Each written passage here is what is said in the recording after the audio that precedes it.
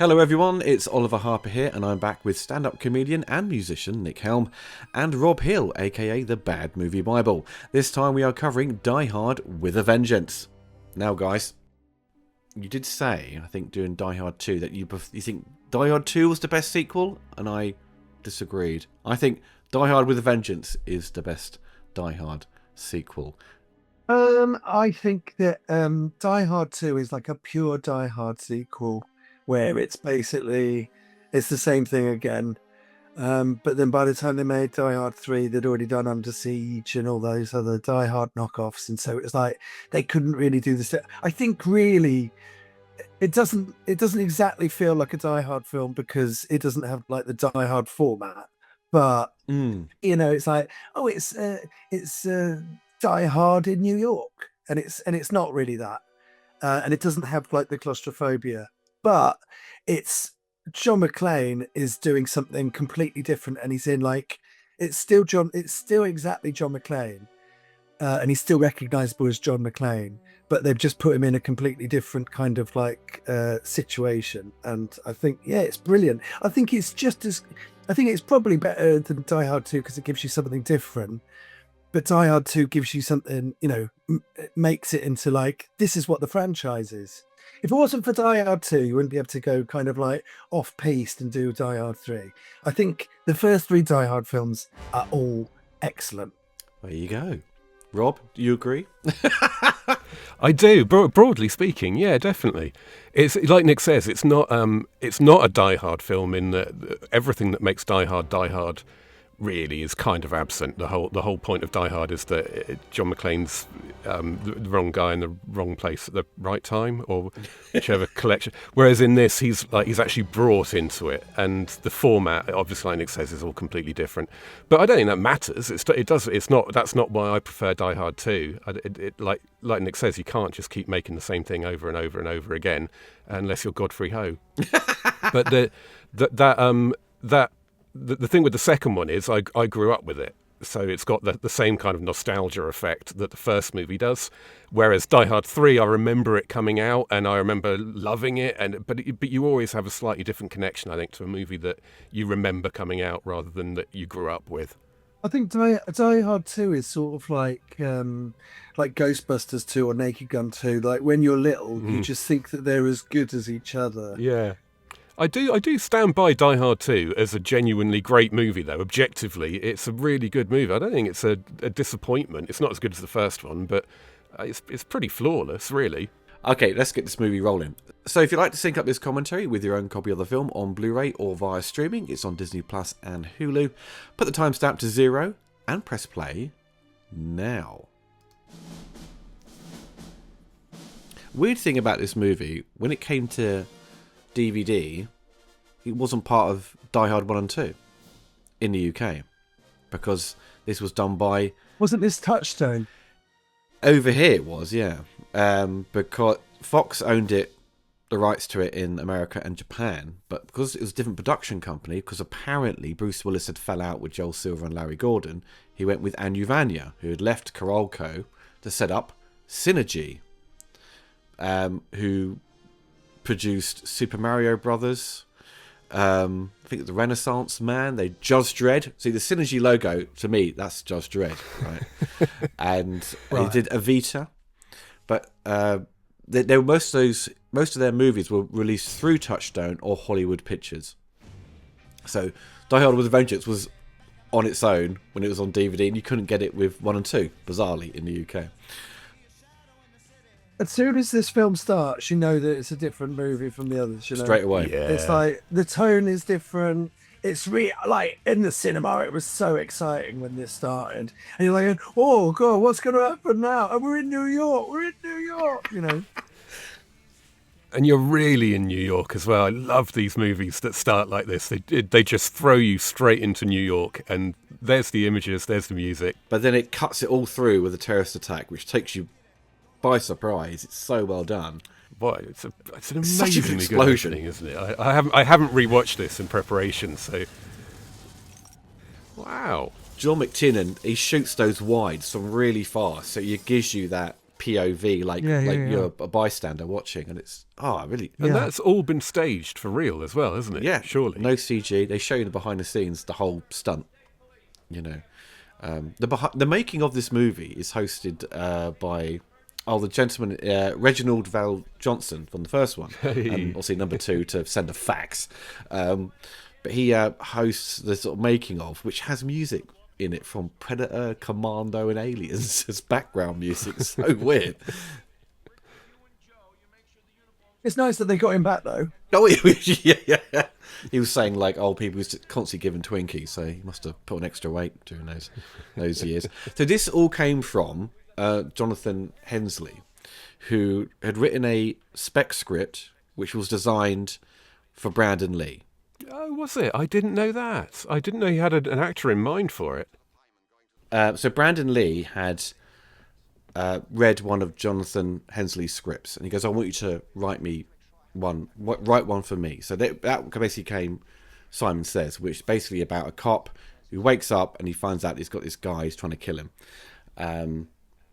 He wrote about 30 to 40 pages of it, and then he got a phone call from Edward Pressman, who said Brandon Lee's been shot, and then finally he gets another phone call saying he's passed away. So Jonathan, he didn't know Brandon that well. He kind of had a few meetings with him, and so he didn't, he said, he's a wonderful guy, but he went straight back to work to finish his script, and he sold it to Fox for $1 million. And there's a stipulation in it where the scene where John McClane has to go in the streets wearing that board to cause, anger with the local community. He felt that scene was really important, didn't want it to go. And Fox said, fine, you won't remove it. And then suddenly they all agreed to it. And then suddenly, we want to cut that scene. So he got really upset. And he sort of came into contact with John McTiernan. And John McTiernan and Bruce Willis were both looking to do a Die Hard 3. Shopping around for a script, couldn't find anything. Fox, it was kind of like Fox were just desperate to do a third one. And he read Simon Says, he loved it, went back in, and then had another meeting. And the guy who said, cut that scene, said, oh no, leave it in, I loved it, blah, blah, blah. So it all got signed off to do this film. So he basically swapped around. So Brandon Lee, I think, was kind of like the Samuel Jackson kind of character, or maybe the Bruce Willis character. Basically kind of switched the route. So Brandon Lee was supposed to be hanging out with this white guy, and they had this kind of butting heads with the racial discrimination, things like that. So they basically swapped some of the characters around and rejigged the dialogue for it to be a Die Hard film. Wasn't it a rapid fire sequel? Well, yeah, I'd said that before, that it could have been a rapid fire sequel, but I think it would have been a standalone thing, because Fox had Brandon for a couple of years, so he had Showdown Little Tokyo was Warner Brothers, but then Rapid Fire did really well. Then they go, we're going to do another film with Brandon. And then Warner Brothers, at the same time, kind of had Seagal as their action guy. So that was their kind of serving that kind of market.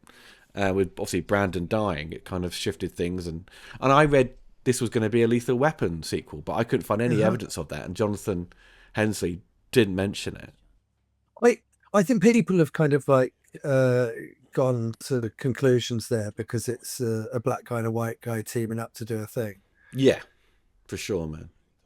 I do remember there were set photos at the time when he's wearing the sandwich board, and instead of saying "I hate the N-word," it said "I hate everybody," and they used CGI to change the words.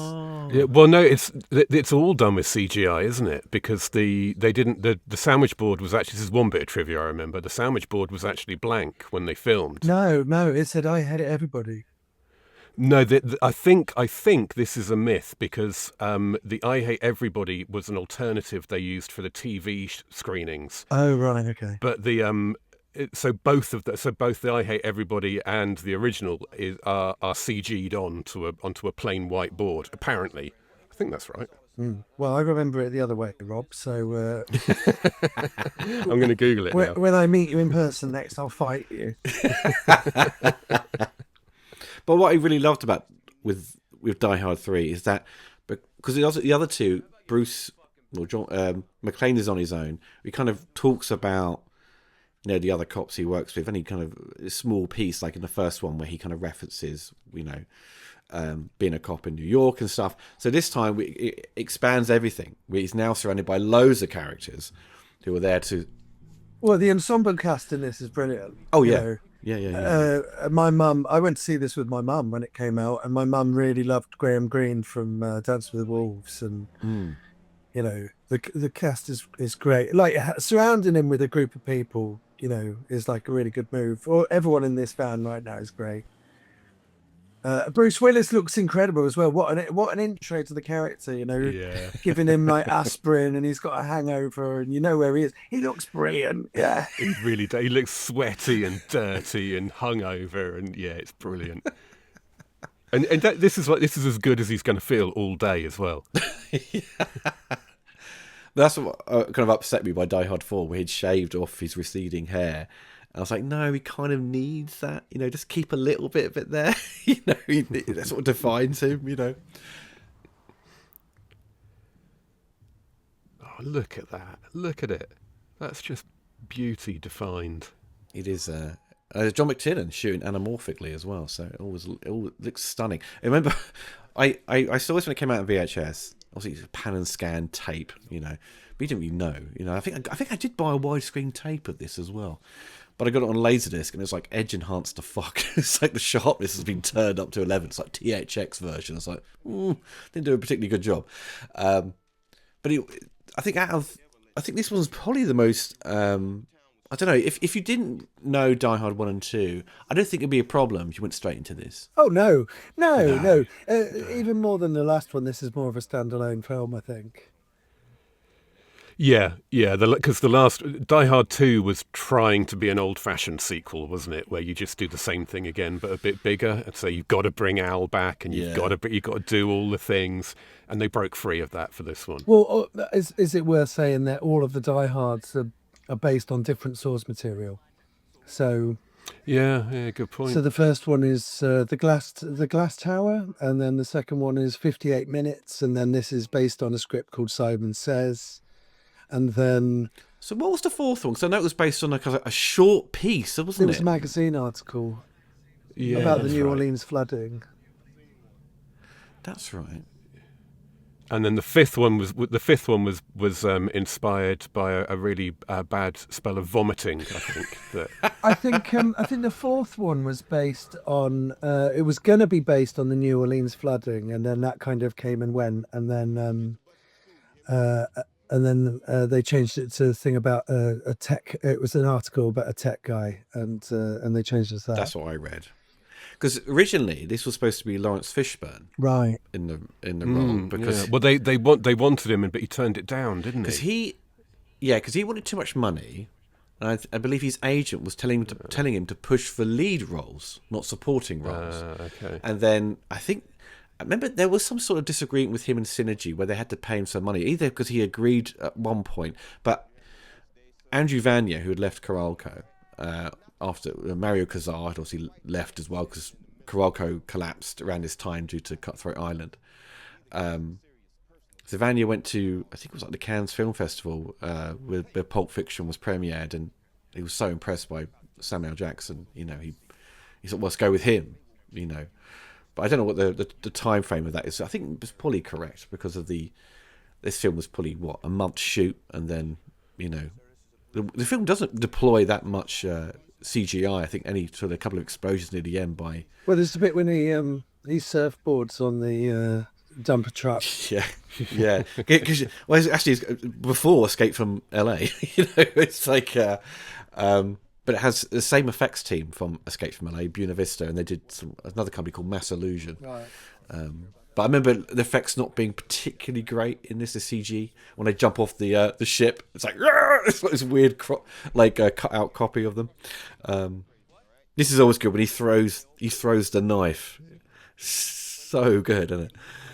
It's weird though because it's a shame about Lawrence Fishburne because this is almost just as much Samuel L. Jackson's movie as Bruce Willis's. It really is. Yeah. Yeah, it's a really good character, isn't it? And it's interesting to think how Lawrence Fishburne would have done it differently because I kind of can't imagine. I imagine Lawrence Fishburne in this role being really similar giving a really similar performance in terms of tone and so on, I think it would have worked just as well with him in a funny way, or almost as well, maybe. Well, Samuel Jackson said this was closest to who he is as a person. Yeah, you can see that though, can't you? That's the way he carries himself in this film is. It's got. I've not seen this, but I wouldn't be at all surprised if he took some form of inspiration from Malcolm X somewhere down the line, because physically, like he's dressed a little bit like Malcolm X is. Is kind of his stereotypical definitive, and his whole attitude and so on is just so. I don't know, it's this combination of dignity and stoicism that's like... He feels like because he's also in a shop, there's kind of like always old stuff in there, so he feels like a guy from the 1960s. Exactly, yeah, there's a distinct difference between him and the gangbangers who just threw the knife at the... like. He's as much out of place in their world as John McClane is in a funny way. But he's also trying to protect the neighbourhood, because if a white guy gets killed in that neighbourhood, then they're all fucked. So this is something that's come so into light in recent years, I think, with the culture wars. The way that, like, there used to be a time when someone who I considered the bad guy, something terrible happened to them, and I'd think, oh, great, well, they get slagged off in the media, great. Now I just think, no, don't say anything, don't do it, because it just amplifies everything. Everything just gets amplified by it, even if it's right or wrong. And that's exactly what he's doing here. He's as outraged as anyone, but he knows full well that bad things will happen if those gangbangers get hold of McClane.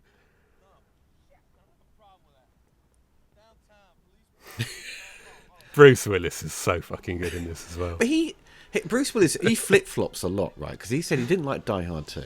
But then he said later on, this was the weakest sequel. I don't know what point he said that, either around Die Hard 4 or before Die Hard 4 or afterwards.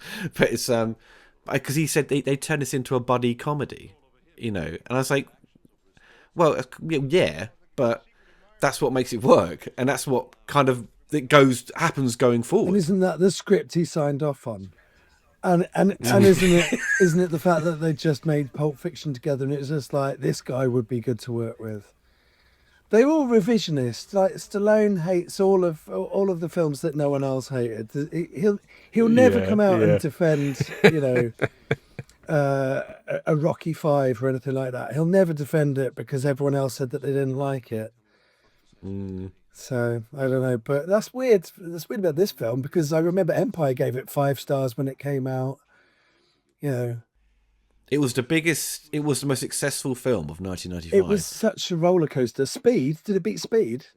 No, that was 94. So it beat Apollo 13 and Toy Story, beat Batman Forever, right? And it wasn't that popular in America, was it? It wasn't even like top 5 or top 10 or something. It made like 90 million, I think, close to 100 million in the US, which is really good numbers, but it's worldwide numbers just through the roof. I don't know, either it had kind of weird competition that week, or because I don't think anyone would, at this point, being tired of Die Hard, or maybe people, there's some of the hardcore Bruce Willis fans were like, he's done a few stinkers of late, Hudson Hawk, or whatever. That's why he needed this, wasn't it? He did Hudson Hawk and The Last Boy Scout, and then he did Death Becomes Her, right? And that was a good film. I think all of his films were good films, up until a certain point. I mean, I love Hudson Hawk and I love Last Boy Scout. Hudson Hawk's brilliant. Hudson Hawk's a comedy. Yeah. Like Hudson Hawk's if you go into Hudson Hawk expecting Die Hard, it's not Die Hard, it's a comedy. So I don't understand what the problem was. This bit when they're demonstrating it's so good, isn't it? God damn it, Charlie! I love this bomb expert guy. He's so good. Pretty cool. He's just living his best life. He loves nothing more than dicking about with explosives, and that's what he gets to do. He's a lot like George Zander, right? Out of No Way Out, and Basic Instinct.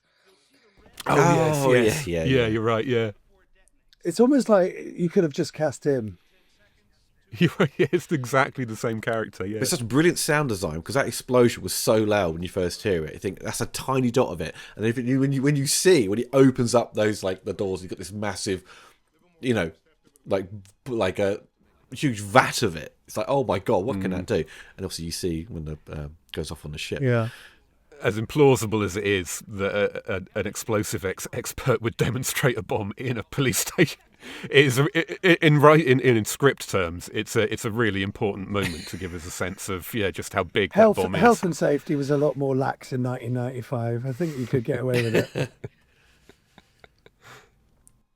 But it's like, it's not, for once, because everything was revolved around Bruce Willis in the first two. Everything was always kind of through his point of view and everything, just following him. And it all just cuts to the villains doing their thing. But this is just like, everyone has enough screen time. Everyone's fleshed out around him, which is like, yeah, you're right. The other police characters, there are 3 or 4 other policemen in this movie who have a distinct character, which is quite something when you think about it. You know, the chief guy here, the captain's really good. I don't know him from I don't really recognise him, but he's got a very familiar face. He's got a really professional, calm demeanour when he's on the phone and so on. You know, it's none of the 80s nonsense. Were you guys kind of, do you recall at the time being surprised? Oh my God, it's like, Hans Gruber's brother. No, not really surprised. And also, I didn't ever think that Jeremy Irons looked enough like Alan Rickman to go like, oh yeah, they're brothers. I mean, they're kind of like British actors that occupy the same space in a way. Although Alan Rickman's a lot more fun. But it was just basically Jeremy Irons was saying, I'm going to do a live action version of Scar from Lion King. Yeah.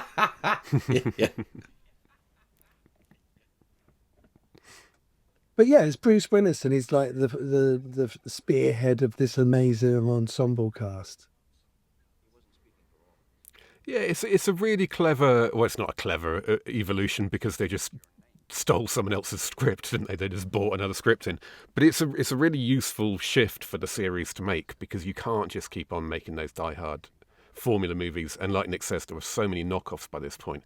So to completely shift the whole idea for the movie, the whole setup like this, and for it to be successful is quite something. It's quite an achievement. It would have been a pretty fantastic Brandon Lee movie, wouldn't it? It would have been pretty unique, I was Googling that, actually. According to the interwebs, there is mention of it being considered as a rapid-fire sequel, but I've no idea if that's actually true. But he wouldn't have had this budget, right? No. It would have been like a $15 million type thing. Yeah, Rapid Fire is a pretty, it's a proper low-down B movie, isn't it? It would have ended up being like The Glimmer Man. Don't give Rob flashbacks. At best, yeah. Apologies. You've got to choose your words carefully when you're talking to someone who's watched 50 Steven Seagal movies in the last few months and 7 hours of interviews with him. Rob needs therapy now. I apologise. The writer of this, Jonathan Hensley, he's married to Gaylan Hurd. Really? Yeah. After she separated. My friend Gail? Yeah, your friend Gail. Because he wrote Jumanji. He rewrote The Rock, but never got the credit.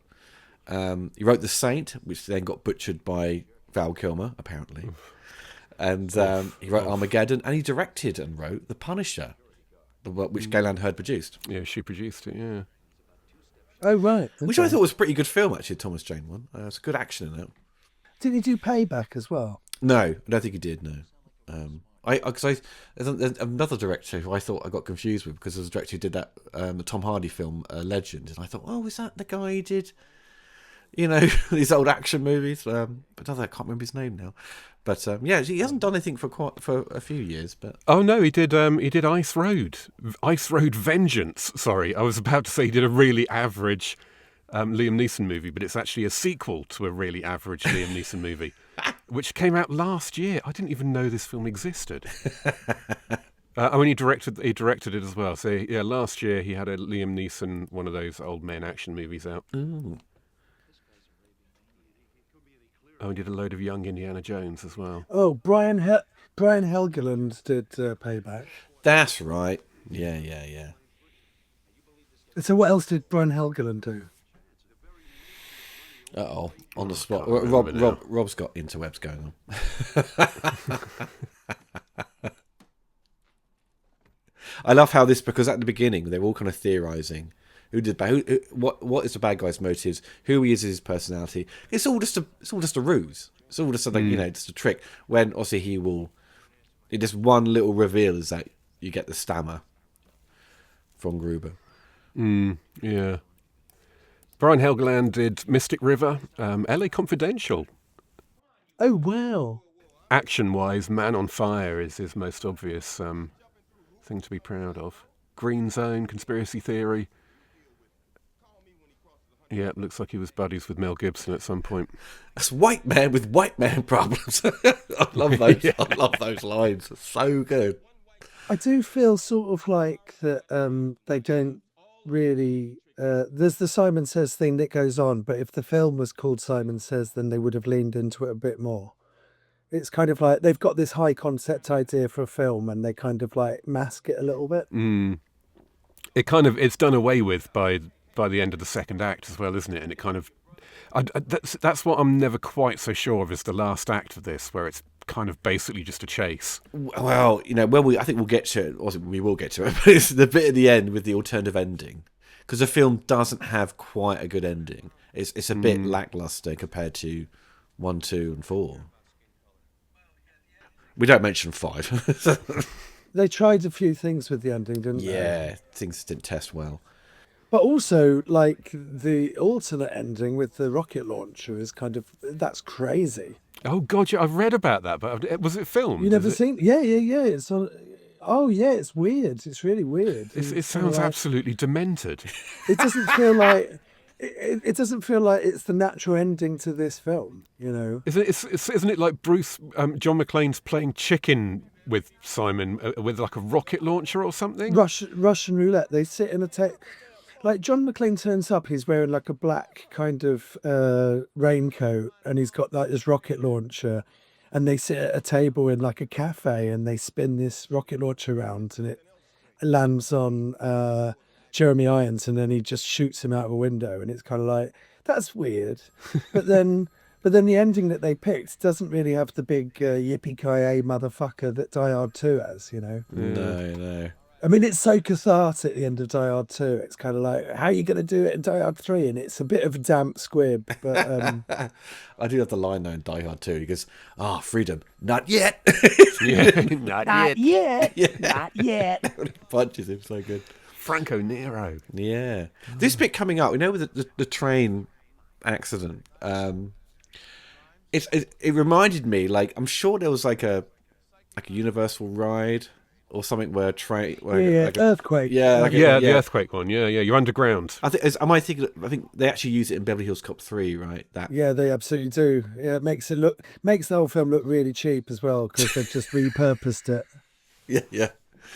But it was so impressive when you see it in this, because again, where McTiernan's cutting to long shots of just like reactions, it just really gives the explosions so much more effect. Especially at the end when you see the boat explode, it cuts to the beach and people running towards the explosion because they can see it in the distance. I'm like, wow, that is really clever. McTiernan was just like so good at directing action. It was very different to what everyone else was doing. There was something about his style and his way of framing stuff. It was just it's hard to put your finger on, isn't it? It's a shame that you kind of it is. It's sort of it's a bit like Richard Donner and his action, because sort of action directors are quite difficult to sort of pigeonhole and say that's their style. You can see like Craig R. Baxley, who did like Stone Cold and like I Come in Peace, and his action, you can kind of see similar things going on with explosions, how the camera is, and think, I kind of tell it's his style of action.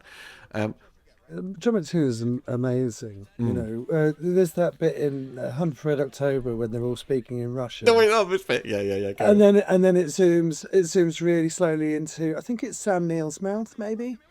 And he says Archangel, which means the same in Russian as it does in English. And then as soon as he says Archangel, he starts talking in English, and it zooms out again. And that's how he sort of tells the audience that now we're going to be speaking in English. Don't worry, guys. Nick, you told me that story a few years ago, and it made me crack up because you were like, "Do I understand Russian now?" Like, yeah. It's so clever the way he does it. He even does stuff like that in Last Action Hero, where there'll be like there's the explosion on the bridge, and then you kind of like see stuff from like a wide shot, and you kind of like, almost documentary-esque. It is, yeah, for sure. And it's like you're seeing all the action, and it's like a lot of it is People shooting in this scope format, they're always in your face now. It's like you're wasting the frame, right? So everything is perfectly shot. There's no, you don't feel like boxed in with his movies. You just everything's there is scope to every shot, you know. Yeah. But what's also good about this is because he's sort of like he's filming closer, like Samuel L. Jackson on the floor just then, and he's filming that as a close up, but he's on the other side of the street. So you also get just people like milling around in front of it, which makes it feel like you're actually in New York rather than they've set it up for the shot, you know? Yeah, he's a guy tries to give him money, thinking he's homeless. You know? Yeah. And like even then when they're all panicking, you've also got people like pushing past each other just so they can get to work because it's like, it's New York.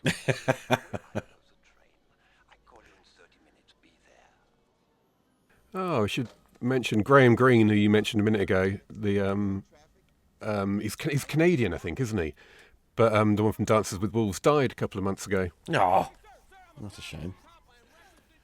He was a good actor. He was an interesting actor, that guy. He just had such a kind face as well, yeah, you know. Yeah, and demeanour. Yeah, like in Dances with Wolves, he's amazing in it. You know, he's what sort of he's your entry point into the Sioux tribe.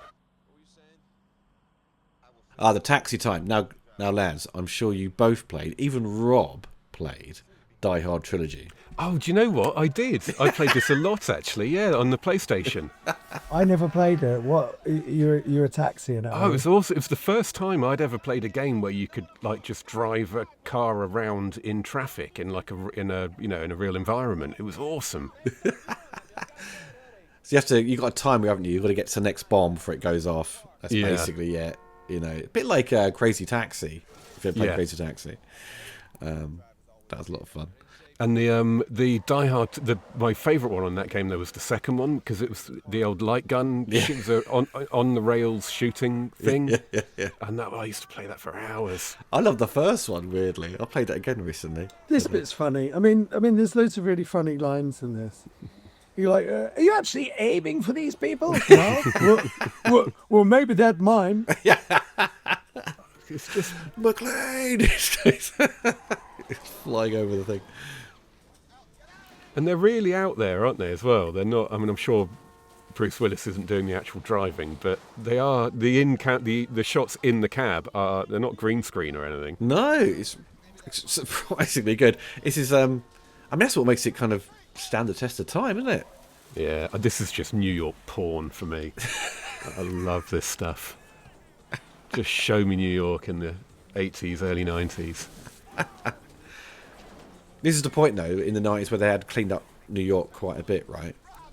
I think, they were definitely getting there if they weren't there yet. Have you been to New York, Nick? Yeah, I've been a few times, yeah. I don't love it.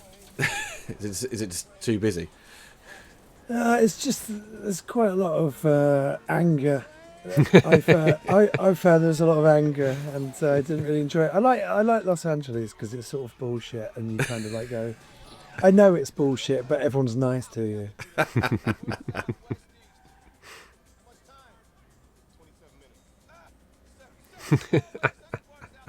See, McLean always used to wear a wife beater shirt, doesn't he? He has to wear that. You know? I wonder how they did film this. I wonder if there's probably someone in the back seat driving, isn't there? Or well, no, they're being quite clever with how they shoot it because there's a lot of like shadow or light off the windscreen. Usually, you're either going to have like rear projection or green screen or something like that, and you're going to be on a set. Or if you are actually in the environment, you're going to be on a trailer. But because of the way they're driving, he's obviously not on a trailer, on a flatbed. Well, yeah, maybe Bruce has had some practice beforehand. Yeah, but also they've blocked off the street, so they've planned what he's doing. Yeah. I'm just thinking of a movie this big. No, he's not. As he just pulled away then, there was no way he was doing the actual driving. He was doing Dom from Fast and Furious driving with his elbows then, but going in a straight line. There's literally no way that they would have got the insurance for Bruce Willis to do any of this driving in New York. I mean, could this type of movie happen now in New York? Could they get the permission or the scale? I don't think you'll ever see this again, unless someone like Martin Scorsese or Quentin Tarantino, someone with all the money and all the leverage and this fierce devotion to doing things properly. They're the only ones who could do this now. You do stuff like I Am Legend and Vanilla Sky, where they close off Times Square to film for 3 hours in the morning on Christmas Day. But Yeah. I mean, it's like it's New York is like a character in the movie, you know.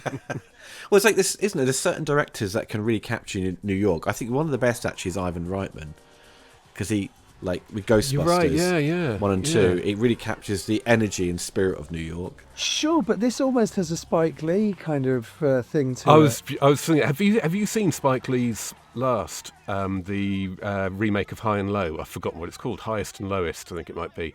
No, Because that has some of the best New York cinematography he's ever done in it. It's a bit like when Woody Allen made a few films not in New York, and then went back there and suddenly kind of saw it with through new eyes. But the opening shots of Highest and Lowest are just the most beautiful, lingering shots of New York skyscape. It's just beautiful. I need to see that. And there's a lot of like Denzel Washington walking down the street looking like the coolest fucking guy in the world, and it's it's a real New York street.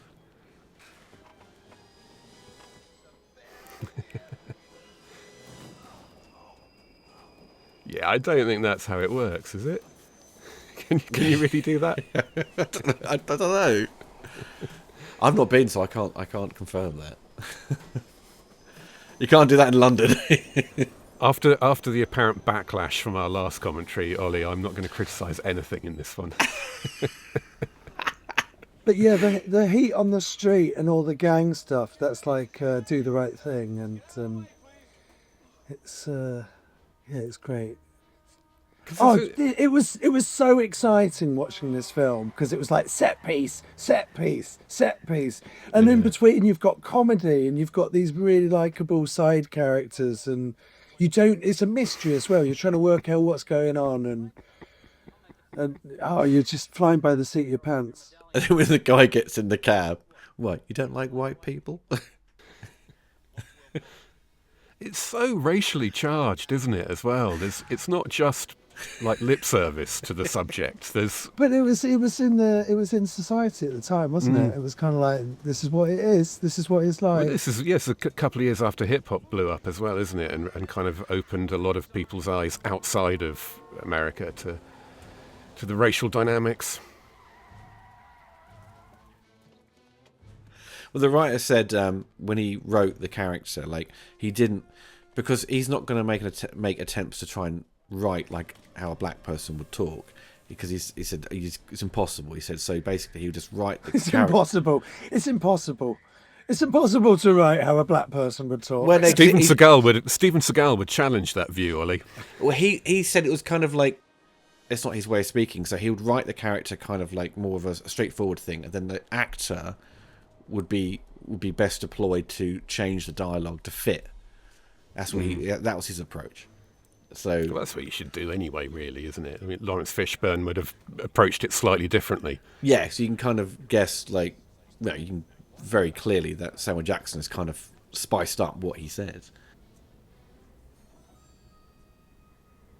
Yeah, this bit here when he touches it, he goes, whoop, just like, always reminds me of Top Cat, these phones.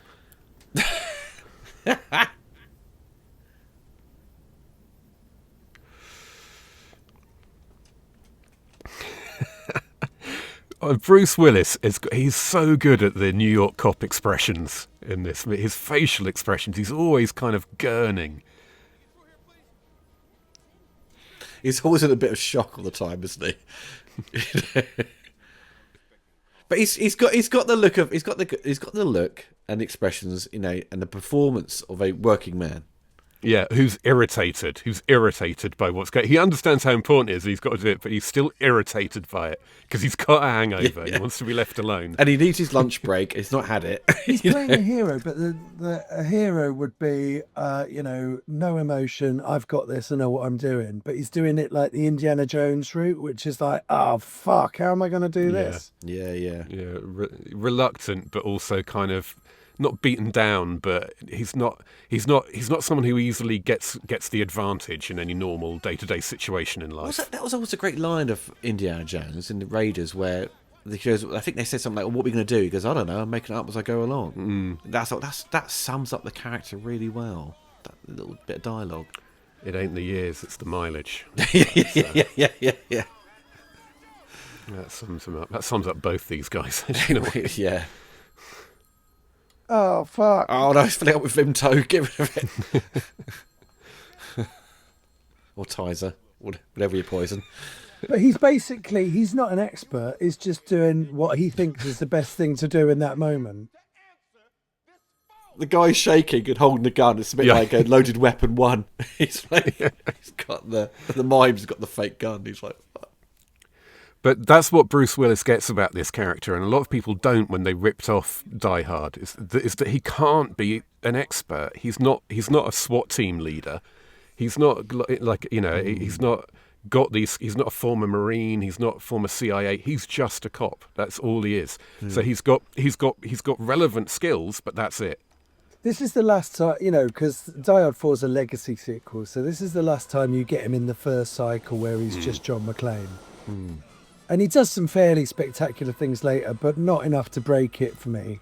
No, and they're things that he's forced to do, and he manages to do not because of his training, but because of his perseverance, basically. It's why Under Siege, I love Under Siege, but it completely misses the point of what Die Hard's meant to be by making the Steven Seagal character the former Navy SEAL and everything. He should just be a cook. Exactly. It would work so brilliantly if he was just a cook. Because even a cook on a Navy ship, he's got to know what he's doing just to be a cook. It's much better to say that all of the experts have failed and that it's left to the cook to sort it all out. Exactly. And it's a good trick as well to say, they don't tend to do it that often, but if you send in a SWAT team early on and they get wiped out, which is what happens in Die Hard as well. The SWAT team go and attack and they're completely outclassed. So the guy, he can just do what needs to be done. Now, Nick, in a cinema, when you first saw that train explosion, that must have been fucking spectacular. The whole film was spectacular, and I tell you what, it did feel quite long as a film. It's probably about 20 minutes too long, I think. But it was just such an amazing ride, and my mum isn't into these sorts of films. So how old was I? I was 14, and so I snuck into a 15 with my mum. And we fucking loved it. We saw Speed together the year before, and nice. We went through a cycle of these films. It was probably the last film that I couldn't get into without anyone with me. You didn't take your mum to see Speed 2, did you? No, I didn't see Speed 2 until much later. It looked bad at the time. Why would you bother without Keanu Reeves? No. Because you got Jason Patrick. Hey, from Lost Boys. Yeah. He is so bad in that as well. I loved how it cut to the people, in Wall Street kind of just watching and just eating food, enjoying the chaos, and then suddenly when they get the call about the kids, they're like, it's like now they're concerned. There are those moments that just capture what it's like to live in a city, to be a city dweller as opposed to a suburbanite or whatever, especially New York. And it's the way that shit just nothing phases anyone. It's like the perfect example of this is in that first episode of Brooklyn Nine-Nine, when there's a shootout in a convenience store. And they just keep coming across the same old woman doing her shopping, and they keep telling her to leave, and she's like, oh, sod off. And she just carries on doing her shopping, doesn't care about any of it. It'd be interesting, if they'd done this film without the supporting players, it was just McClane. I don't think it would have worked at all, because it also would have showed that McClane was kind of too, I don't know, too sort of bordering on like a superhero, where he really needs that support around him. I think it kind of works in its favour. He needs someone to talk to as well. It's the problem they had in the first two films, is that there's no one for the hero spends most of the movie on his own. That's why you have to have Marvin in the second one and Al in the first one. You need someone to talk to. Yeah. You can sort of see how they got to the Harrier jump jet thing in the fourth one from the dumpster truck surfing in this one. But if you'd have jumped from the first film to the fourth film, it would have been ridiculous. He's become like a superhero at that point. Yeah. Because it was, even at the time when number 4 came out, I was like, well, that's a bit That's a bit far-fetched, you know. They kind of get there in the film. It's kind of like, oh, right, I see. But it's ridiculous. It's kind of like, he's not Harry Tasker from True Lies, you know. The actor there, the chief of police or the captain, whoever it is called Larry Brigman. And if ever there was an actor who looks like he should be called Larry, it's that guy. But it looks like he's... Which guy? The chief of police, the captain guy with the moustache. Oh, really? I thought his name was Peck. It could be. There is a bit of a Walter Peck vibe going on there as well. But he looks like he's a stage actor primarily. He's not been in many movies, and the ones he has been in, it's always alongside like a stage actor, like Al Pacino or something. So I'm guessing he's definitely a stage actor. Freelance terrorism by contract. Oh yeah, he's blatantly mates with Al Pacino. Oh, Anthony Peck. Anthony Peck plays someone in this. Oh yeah, Anthony Peck is the guy with glasses that gets killed in the lift. He's got a weird set of credits as well. GDR medical records show he suffers from migraines. His name is Peter. I love how like McClane is just basically the entire film he's hungover. I love it. And he still saves the day. You know what I mean? That's what I love about it. Because at the end, you know, the last act, where he's like, I've got a banging headache. You know, he gives him his painkillers because. It's his handicap, isn't it? It's like having cut feet in the first one. What's his handicap in the second one? Got a headache. Oh yeah, Hans Gruber.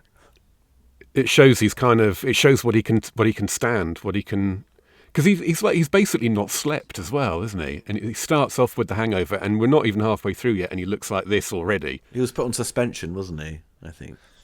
Maybe Die Hard 4 is John McClane on a good day. Yeah.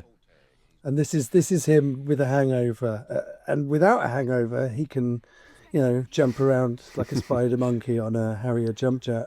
He can bring helicopters down with cars.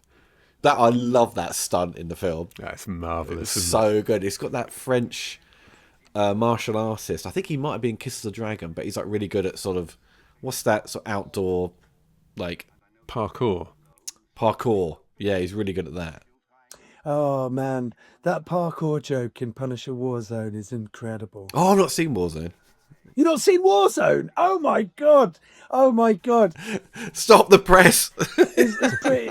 It's pretty much the best Marvel movie. It's so good. What? They got slated, right, with the reviews. Punisher Warzone. Everyone said it stank, right?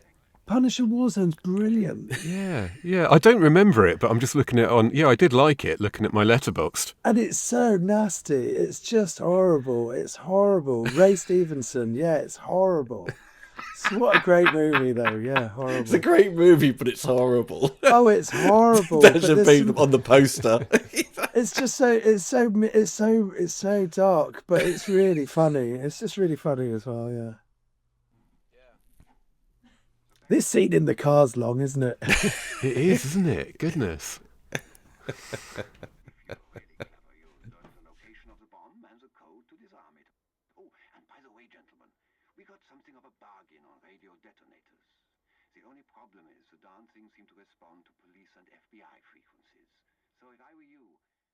Yeah, I think the other thing is Hans Gruber's accent is a lot more subtle than Jeremy Irons'.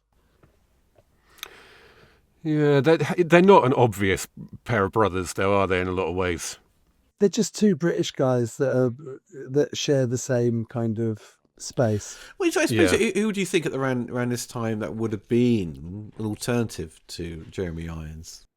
Well, I think Jeremy Irons is great, but I also think that making him Hans Gruber's brother is kind of like, you don't need it. And especially because he's not actually for revenge. That's just why they've called it With a Vengeance, isn't it? I suppose you could argue that, like, right at the end, he starts taking risks that he shouldn't. That if he wasn't trying to get revenge as well, he wouldn't have taken. So if it was just a pure robbery, the mechanism that leads to him being captured would never have taken place. So I guess there's that. But he even says that his brother's an arsehole at the end of it. Yeah. But then he does say something to Jeremy Irons that's sort of, you can tell it annoys him. Yeah, it does. Yeah, he does trigger him at one point. Yeah, so he does try to sort of get under his skin. Because, again, it's all part of his character is to sort of not display any emotion. This is my mission. I'm going to steal this money, and I'm going to fuck you over for killing my brother. I don't think there's necessarily a better casting option, because if you want to make someone convincingly Alan Rickman's brother, then cast someone a bit older and give them a bit of a physical similarity, put them in the same kind of clothes or whatever. But because he's meant to be much more physical, he does a really good job of being a proper classical thespian and being physical, which are two things that don't often go together. And he just looks pretty fucking cool throughout as well, doesn't he? I do like this look in this. His first reveal. I always thought when I was younger, like, his love interest, essentially, his psychic, looks a bit like Helen Mirren. Yeah, young Helen Mirren, yeah. Doing her Excalibur years, She's just there for that sex scene, isn't she? Basically, it's a pretty thankless role. She doesn't. I don't think she has any dialogue, does she? Certainly not much. No. Who's this? Oh, he's psychic, the lady. Oh, out of Batman Returns. Is she Batman Oh, is Returns? She's the one with the dog in Batman Returns. No. Really? The little dog that jumps up and grabs the Batarang. Well, holy shit. But I always thought it was Demi Moore. When I saw it at the cinema, I thought Demi Moore had like a cameo in it, but it's obviously not her when you get older. Oh, man, she looks more like Helen Mirren, man. Sam Phillips, and she's not really in anything else. It just occurred to me what an unbelievably male-centric movie this is. No, she's not in Batman Returns, mate. Do you mean Jeremy Irons' sidekick? Yeah, she's not in Batman Returns. Are you sure it's not the set? No, she's only in End of Violence and Gilmore Girls. I find that hard to believe. But she's a composer by trade. Who is she in Gilmore Girls? I'm watching that at the moment with my daughter. Oh, one episode, music, something, I don't know. Oh, I remember that. Well, she's the composer of all the episodes. Oh, really? Oh, wow. I've got some trivia for later. Rob's watching Gilmore Girls. Did you know, daughter, the woman who composed this music played a small role in Die Hard 3? She doesn't say anything. But she kills a guy in a very cool way with a knife. Anna Katerina, is that her name? No, it's Sam Phillips. Sam Phillips is the actress's name. The character's called Katya. I think that's her. Yeah, Not any other women it could be in this movie, are there?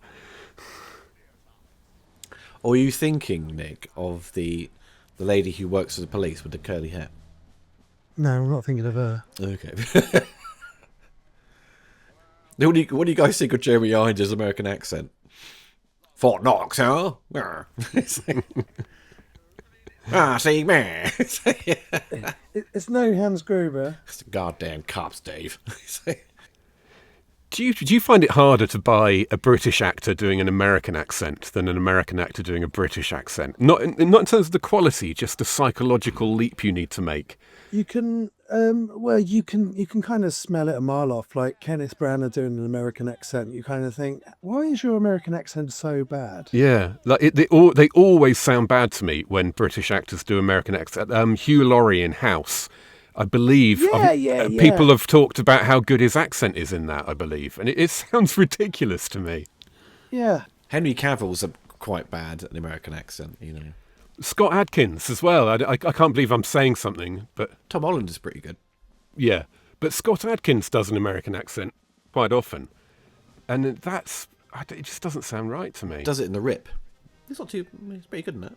Whenever Jason Statham does an American accent, he normally gives it up halfway through the film. But then weirdly, American actors doing British accents, English accents, often seem spot on to me. Like in Bridget Jones' Diary. Bridget Jones, like Renée Zellweger. I told my mate that she was from Texas, and it blew his mind. He couldn't believe it. But also, everyone always went on about like, oh, and when Alan Rickman did the American accent, it was so good. We were like, that has to go in the movie. And you go, that accent. I love Alan Rickman, but his accent in Die Hard is absolutely fucking appalling. This is all back to front to the way it should be somehow. Surely it should be our own accents that our ears are pinned to hear. But then John Boyega and Tom Holland and Brad Pitt doing an Irish gypsy kind of accent, you know what I mean? Where he's just like, you know. That's just such a great accent. I won't hear a word against it. But he's mainly hitting vowels, isn't he? Yeah. Periwinkle Blue, boys, isn't it? Periwinkle Blue.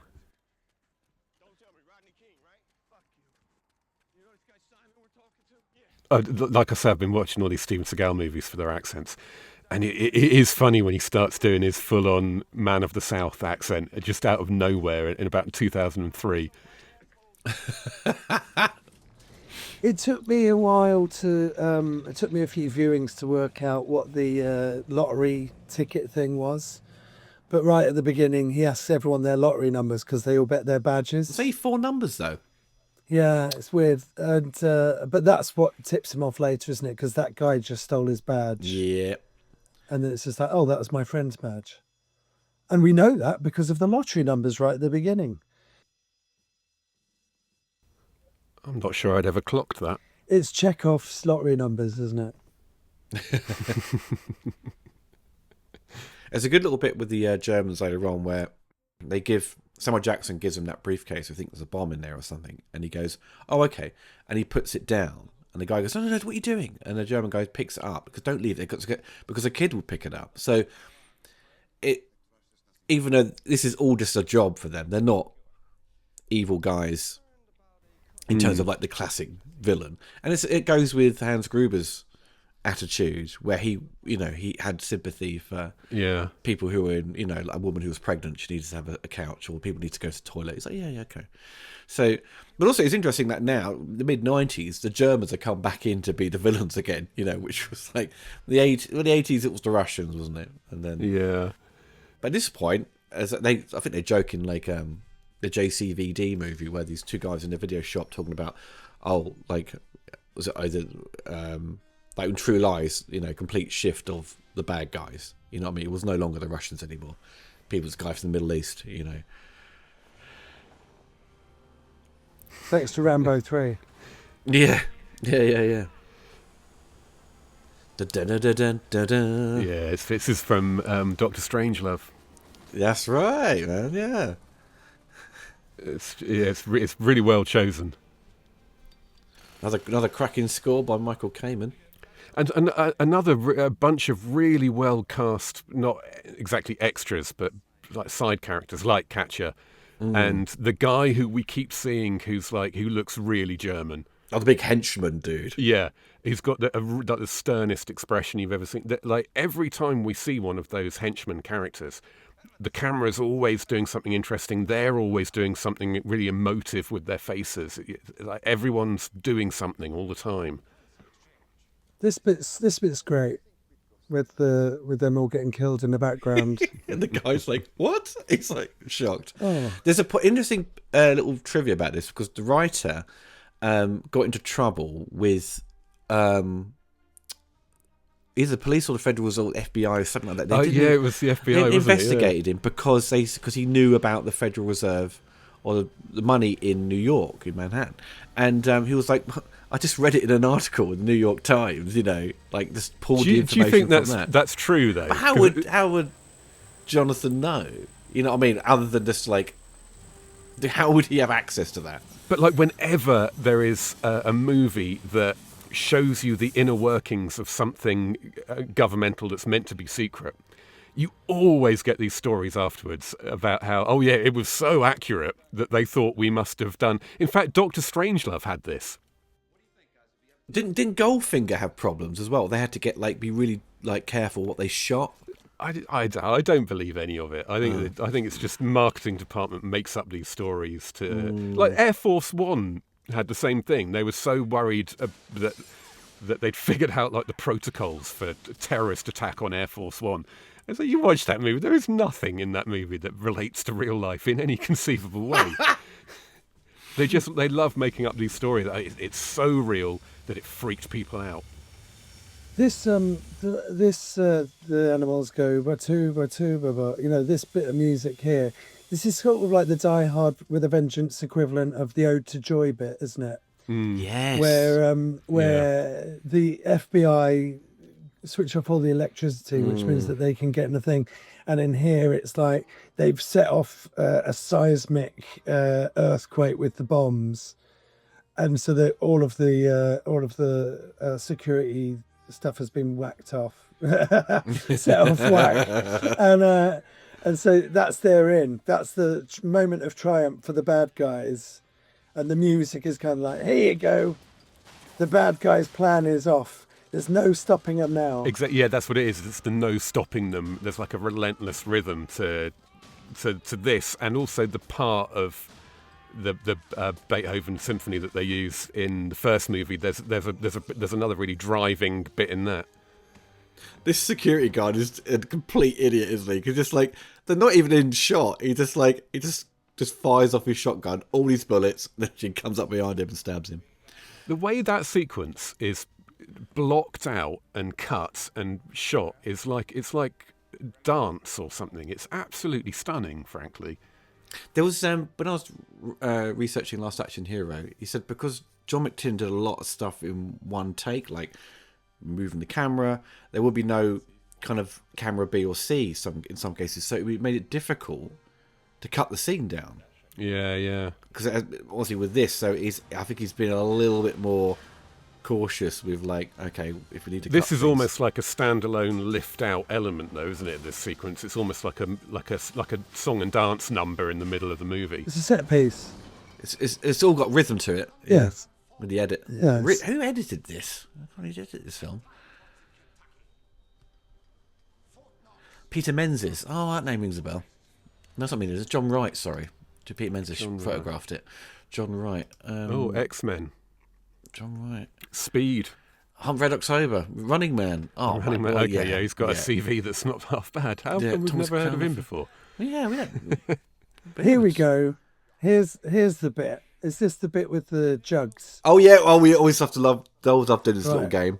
I always work it out, and then I forget how I worked it out, and then it's just like, how'd you do it again? Yeah, because Natalie, when we watched it last time, Natalie's like figured it out. I was like, oh, I can never get it. They jump a point of the logic, don't they? They kind of like they set it up, and then there's a bit in the middle that's missing, and they end up with, hang on a minute, if I pour that in there, we've got exactly No, I know it's possible, but they don't tell you how to do it. It's great. And McLean's first idea is like really thick, isn't it? He's like, "Oh, it's easy. You just put that." Oh no! Oh yeah. Oh, he's completely hung over though, so you can kind of give him a pass. His character.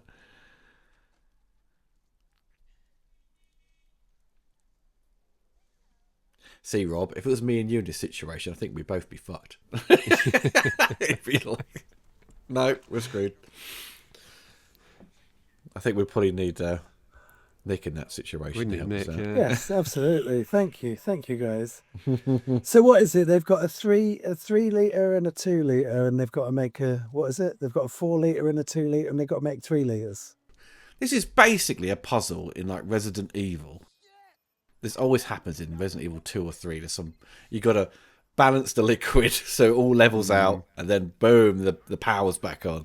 It's the fox and the boat and the chicken thing, isn't it? Yeah.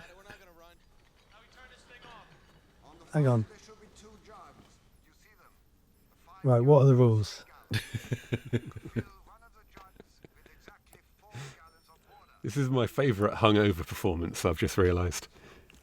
I've never. I think maybe because I'm not really listening, I'm focusing more on what everything looks like, and right. Bruce Willis's expressions are just marvellous. So they've got 5 litres and 3 litres, and they need to make 4 litres. Yeah, I think that's right. So you fill 5 up, right, and then you empty 3. Yeah. Yeah. Right. So then you've got 2, right? And then you Okay, hang on. So then, hang on. And then what you do, right? So you've got 5 and 3, and you've got to make 4. So you fill up the 5 litres, and you empty the 5 litres into the 3 litres. Then you got 2, right? Then you empty the 3 litres, yeah. And then you fill up then you empty the 5 litres into the 2 litres. Then you got 2. Hang on a minute, right? Yeah. Quickly, Nick, the bomb's going to go off. Hang on. And you've got 5 litres and 3 litres, right? You've got to make 4, right? So you fill up the 5 litres and you empty 3 of the litres into the 3 litres, right? Then you got 2, right? Yep. So you got 2.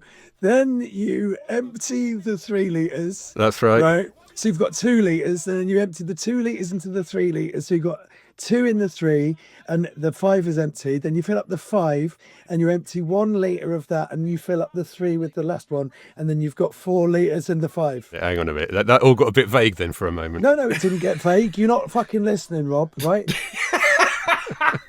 You fill up the 5 litres, right? You empty 3 of the litres into the 3 litre one, right? You empty the 3 litre one, right? Yeah. Then you pour the 2 litres into the 3 litres. Then you fill up the 5 litres and empty the 5th litre into the top of the 3rd litre. And then you've got 4 litres in the 5 litres. That's right. We've done it. Easy. You did need me. On cue with the movie as well. So there you go. I'm reading the answer off Google. I don't actually know myself, but yeah. That all makes sense. That all makes sense, yeah. Well, I didn't read that off Google because I'm on airplane mode, all right? So 5 seconds spare. but I do think that you're kind of like not allowing enough wiggle room for filling up the neck of the bottle with water as well. It's like, what is the cut-off point? Exactly. It could be like 4.2 grams, at the end it weighs. Yeah, I think it's a prop department problem rather than anything else. Maybe they had a lengthy discussion about that they cut out of the movie. Yeah, there is a bit where it's missing where he suddenly goes, hang on a minute, we've got 2 litres here and 3... Yeah. So. It's in the work print. Release the work print. He's just shouting at the terrorist about his hangover now. Got a funny tummy. I think I need a poo. I've been hungover as well. He's not eating it. You get mad munchies when you're hungover.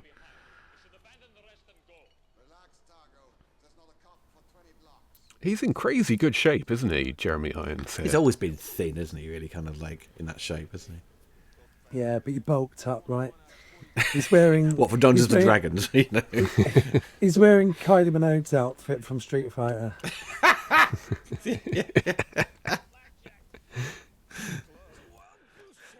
Jeremy Irons is going to go as Cammy in this film.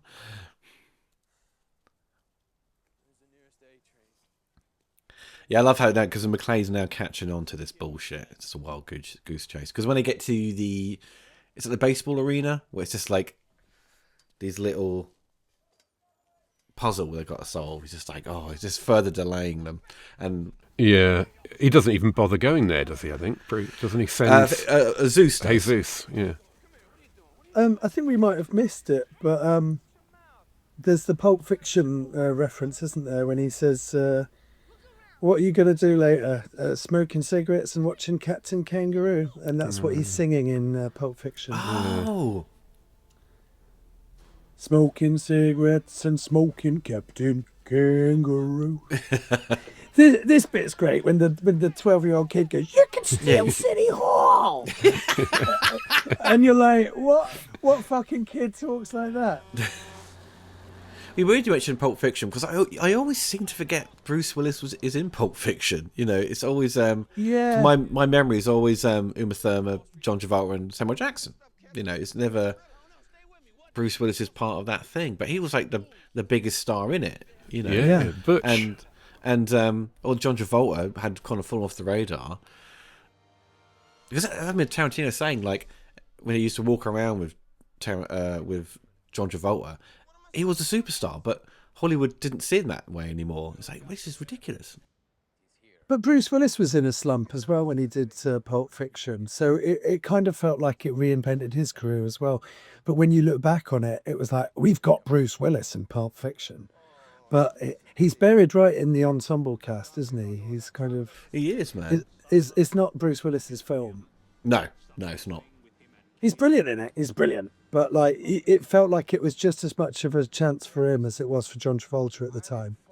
Well, you know, in 95, he had 3 movies out. Died with a Vengeance, cracking film.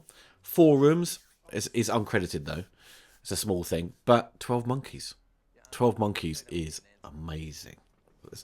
I mean, the most commercial Gilliam film, isn't it? He's always made these interesting choices. He's always like mixed the action movie in with things that you wouldn't necessarily think of him in. Sorry, he did like Death Becomes Her. Obviously, was, you know, a pretty big hit. But Striking Distance, Colour of Night, those 2 kind of films didn't do particularly well, and that was kind of his. He had too many misses, I think, around this kind of after Die Hard 2. Bonfire of the Vanities as well, you know, it's a stinker. Especially when Striking Distance came out the same year as Cliffhanger, Demolition Man and Last Action Hero, and it's kind of like, wow, come on. Yeah, for sure. And the end of the decade, he's got a bunch of really forgettable, like Mercury the Jackal, Rising. Mercury, the Siege. Yeah. Was it the Jackal or something? Was he in the Jackal? Jackal, with Richard Gere. That was a bad remake, wasn't it? Also, when he was doing Sixth Sense, it was like, you're teaming up with a kid again after Mercury Rising. Oh God! And then Sixth Sense is obviously incredible. But that was a bit like Keanu Reeves with The Matrix and Johnny Mnemonic. It's like, what, you're doing another one? Oh no! Yeah. Yeah, it's funny that like Bruce Willis and this is good. He's doing his shirt up to look a bit smart when he's going in the bank. Yeah. This looks like he's been run over, isn't he? Like Bruce Willis, John Travolta, Keanu Reeves, they all do this sort of thing where they seem to, like, their careers every now and again, they seem to be on a constant slide, and then once a decade they'll have some sort of big hit that puts them back up there again. Yeah.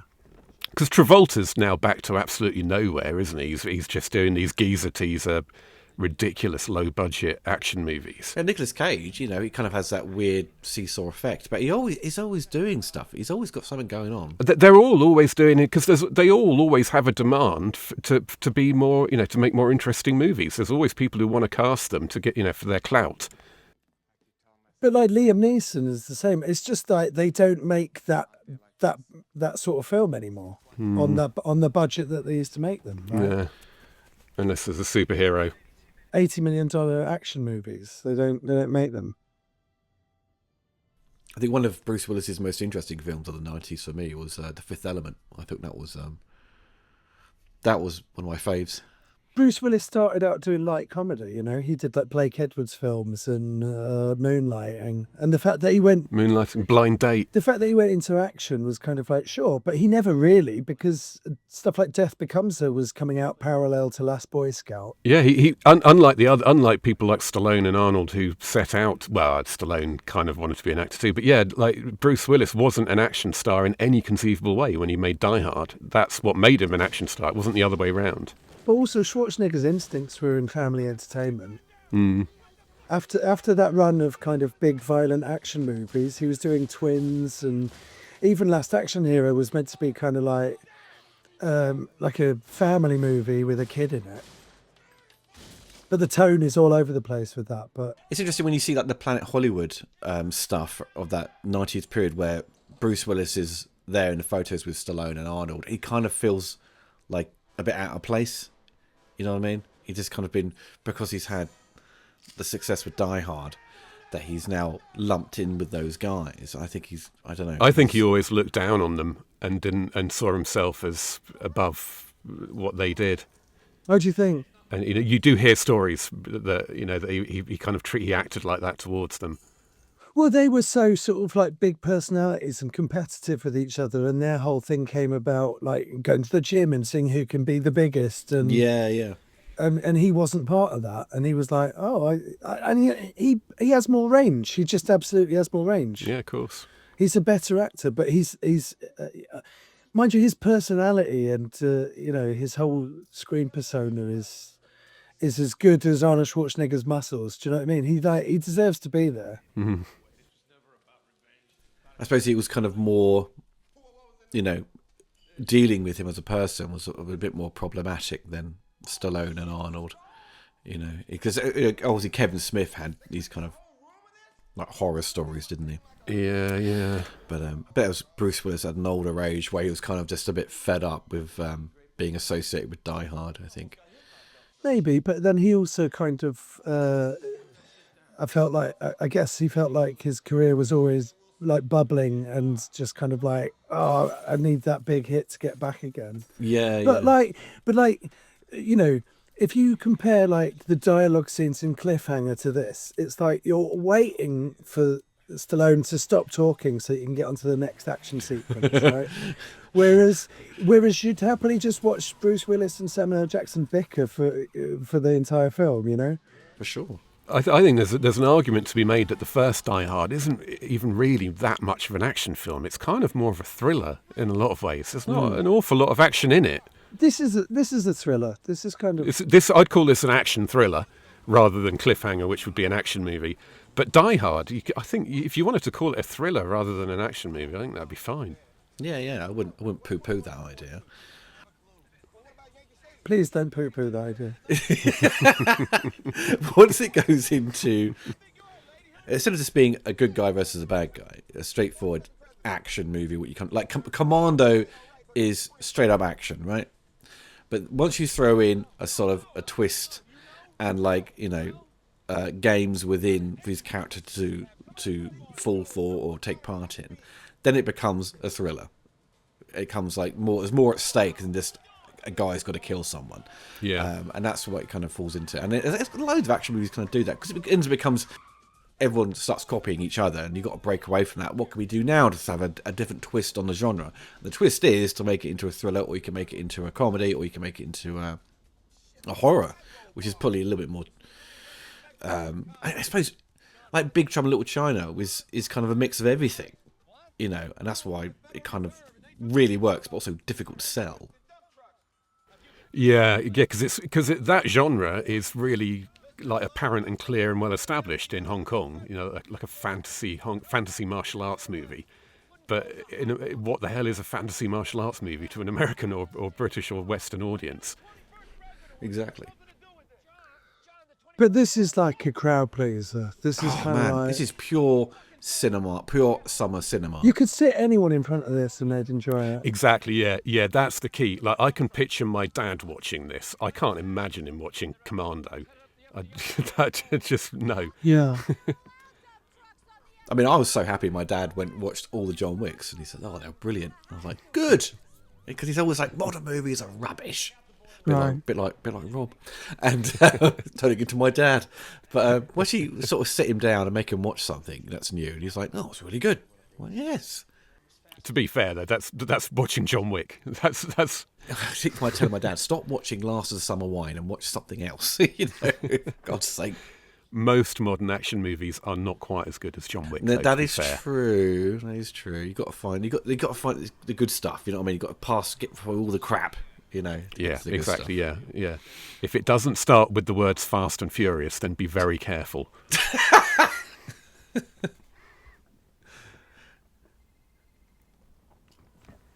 I just rewatched all 4 of those John Wick movies actually with the boy, and I'd somehow managed to forget just how awesome they are. They really are special. Which one was your favourite though?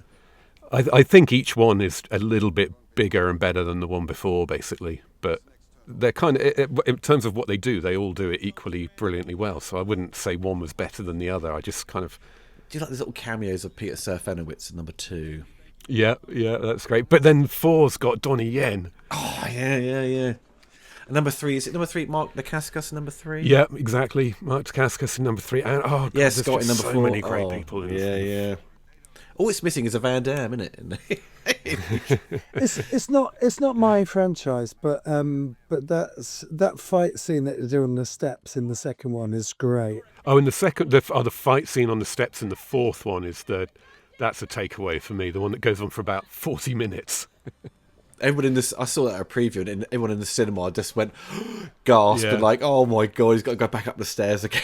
You But know? yeah, I saw it in the IMAX in Waterloo, and it's the first time in years I've been to a movie that wasn't a premiere or like an early screening where the audience were participating. The audience were getting really into it. The scene in the around the Arc de Triomphe, there were people cheering during that scene. Mental. That was a pretty good stunt where that car went off the bridge, but it did like it. I think it might have been on wires because it seemed to lot of like hang in the air for a little bit too long. I don't know. It flew. It flew. Yeah. You'll believe a car can fly.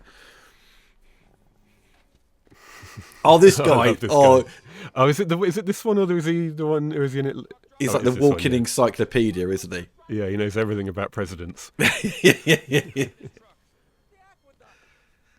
It's clearly on the spectrum. You know? It's another really good bit of casting. He's this a little role here that he makes completely his own, and it becomes memorable. He looks like Super Mario, doesn't he?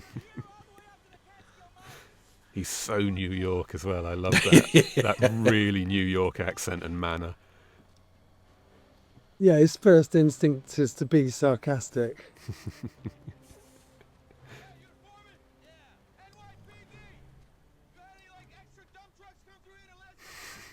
But it does also really feel like it's set in one day, you know? Oh yeah, you get a sense of like there's no sense of kind of slowing down. There's always a constant boom, boom, boom. It's constantly moving. There's I suppose little bits for them to sort of like just sort of think about something, but it's for that to happen. It's always a very short amount of time. It's not like earlier when we were complaining, like they're in the car when he's telling them about Hans Gruber and stuff. It goes on for a little bit too long, but once that's all laid out, we're off to the races.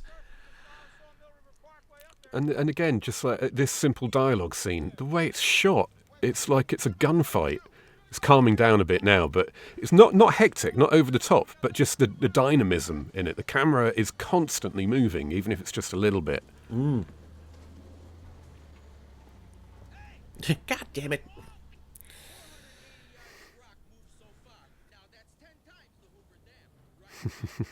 He just starts telling him all the statistics about these tunnels now, doesn't he? Was Daylight after this? No, Daylight might be. I think it might be 96. Yeah, it might be. I think Daylight was 96. Yeah, 96. Yeah, it's after Dread. Because Rob Cohen had done 2 movies in 96. It was Dragonheart and Daylight. I saw Daylight in the cinema. That was like that opening explosion was so amazing. One of the most And Daylight. amazing sound design when that whole the whole explosion goes off. You know. Yeah. But it blows its load too quickly. That's the thing. And he's got a shit haircut in it. He should have gone for a centre parting, shouldn't he? I also think that maybe like Hard Rain would have, you know, if they were developing a New Orleans flood one, and then they would have gone, hang on a minute, Hard Rain did that. That's a movie I've not seen since it came out, Hard Rain. Is that Christian Slater or is that Keanu Reeves? Christian Slater and Morgan Freeman. And then Morgan Freeman was in Chain Reaction with Keanu Reeves. I get those two muddled up, those two. Isn't Morgan Freeman the bad guy in that? Yeah. Is he a bad guy? He never plays a bad guy. And who's the woman in it? It's not Rachel Weisz again, is it? Oh, I can't remember. Rachel Weisz is in Chain Reaction.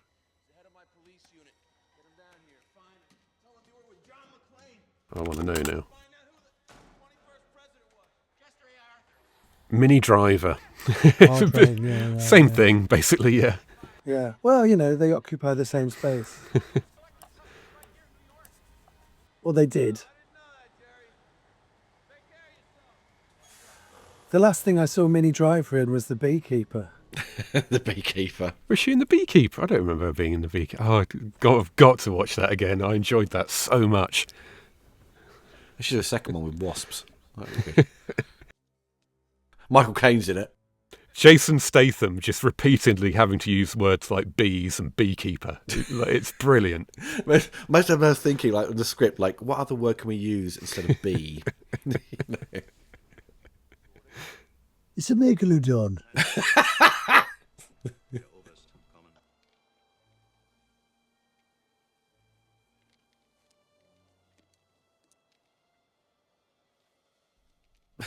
Now he knows there's something underneath. He's not interested about keeping it level. Yeah. Well, he's just going to turn up there and just going to sniper him. Was that the whole plan? I guess so. Presumably, Yeah. That's kind of a bit of a bit of a cop out. Anticlimax. Yeah. Yeah. I guess they needed to give something, they put something tense in this scene. Yeah. It couldn't just be looking at one of them little silver ball games. I do love it though, the bit when McClane, when he goes, the water comes in, and he comes up the tube, just goes wah, flying out, because it's shot within the car, and you just see him come out of all this looks like there's a shit, you know.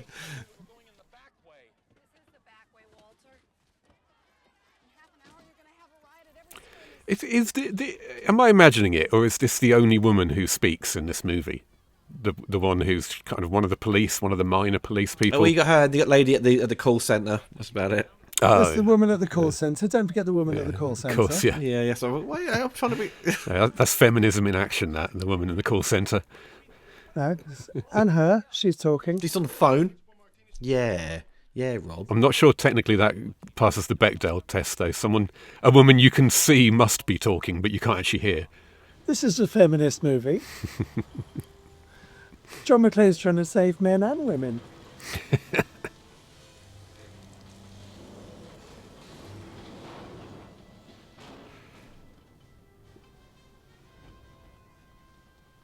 Oh God. Yeah, she's got the hots for Jeremy's iron. I hope you're proud of that.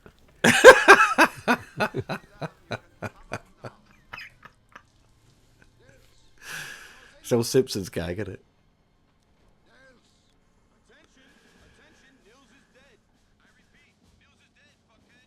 This is kind of like that. A lot of the special effects on this. It's like that. That Titanic thing where you kind of mix up different disciplines like miniatures and full scale and practical and green screen and CGI, and you mix it all together and you kind of like go, oh, how do they do that? It's like the train sequence is using miniatures as well as like full scale stuff. And it all just looks so good because your brain can't really adjust to, and Jurassic Park, your brain can't adjust to which bit is which in the sequence. So you kind of like go, wow, it's magic. But when everything's CGI, you just go, well, it's CGI. Yeah. But this is coming up with the waters. It's a little bit. They can't get the water right. It's ropey as hell, the water bit, yeah. It looks too rubbery, that's the problem. He doesn't look like he's really on the roof of that thing. It's kind of... Water and fire, though, they're the things that you just can't scale, can you? It just doesn't work. It's always really obvious. But it's sort of like a Die Hard 2 callback, like when he does the escape, with all the grenades. So, but it's really cool the way they film it. Like he's in a car driving past, right, and he just explodes out of the vent that we've already seen. When we're driving in, you look up the tunnel and you see there's daylight, and you go, "Oh, that's the bit that he gets shot out of when the water explodes." Uh-oh. So those bad sort of special effects that you get, it's really just to get that gag with him getting shot out of this little manhole cover. Yeah. Well, so the CGI is kind of similar to what you kind of see in Escape from LA, which is the same effects company. Yeah, terrible. Now, who was it? Do you remember who it was? It's Buena Vista. Buena Vista. Buena Vista, yeah, sorry. Their own effects in-house company, But there's a mix of that and Mass Illusion, I think it was. Because obviously the 90s had so many different visual effects companies who were there to do most kind of new CGI effects, and some get over the years just kind of collapsed and didn't get enough work, or they got gobbled up by another company. I think one of the reasons this gets away with it, unlike a lot of like more special effects heavy movies, is you're not already suffering from special effects fatigue by the time it starts to. Do you know what I mean? You haven't already seen 15 things that have made you Yeah. question what you're looking And this at. is very minimal with its use of CGI. It's only a few effect shots Exactly. in the Yeah. film, so it's kind of like, yeah, I don't care. Well, it works as a thriller. So you're already invested. You're already on the edge of your seat, and then every 20 minutes you get kind of like a set piece. And then they'll go to a new location, and then there's a new thing to solve, and then there's a set piece. And a lot of those set pieces are more about tension than kind of impact. Like this is an action scene, but it's really more about tension than anything else, and that's a thriller domain. But it's also like Jurassic Park with the T-Rex chasing him as well, right? Yeah. I'm just remembering how silly this is. Yeah. It needs an objects may look closer than they are. A sticker on the window. It's not that bad. It's not that bad. Aham's for a couple of seconds, isn't it? When you saw it on the on VHS tape, like pan and scan, you'd be like, "Oh, it's all zoomed in," you know. Right, yeah. But then when is it Samuel Jackson drives past? She just happens to see it. Yeah. It's just been shat out, and he. That might be the ropiest bit of screenwriting in this movie. I love it. Yeah, it's great. It's sort of like that's what it would have been like in Die Hard 2 if it was more realistic.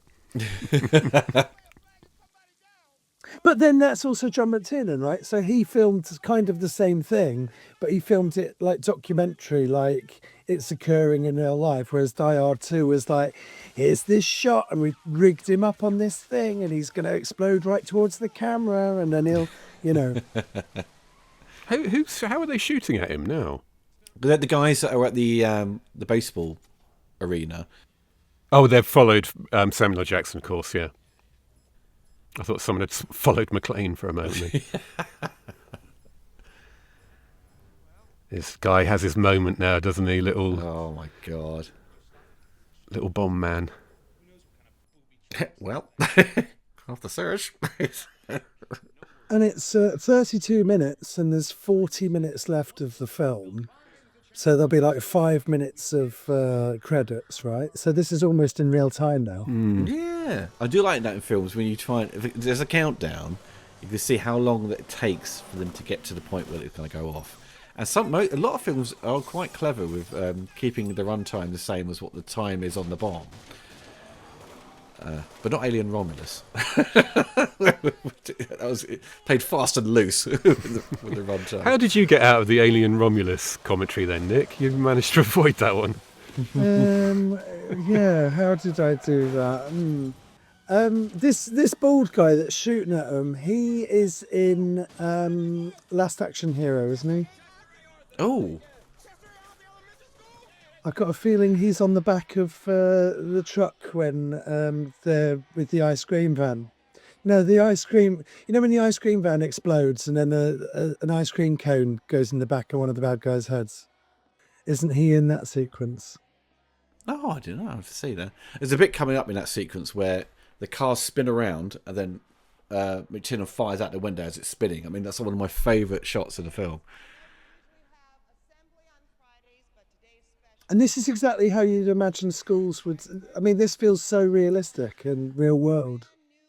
It's all handycam. It's all over the shoulder. Just like it's not done with like a.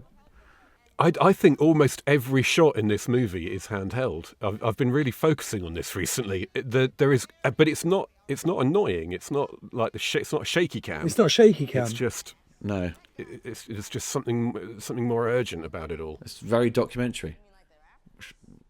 It gives it such a extra level of believability, doesn't it?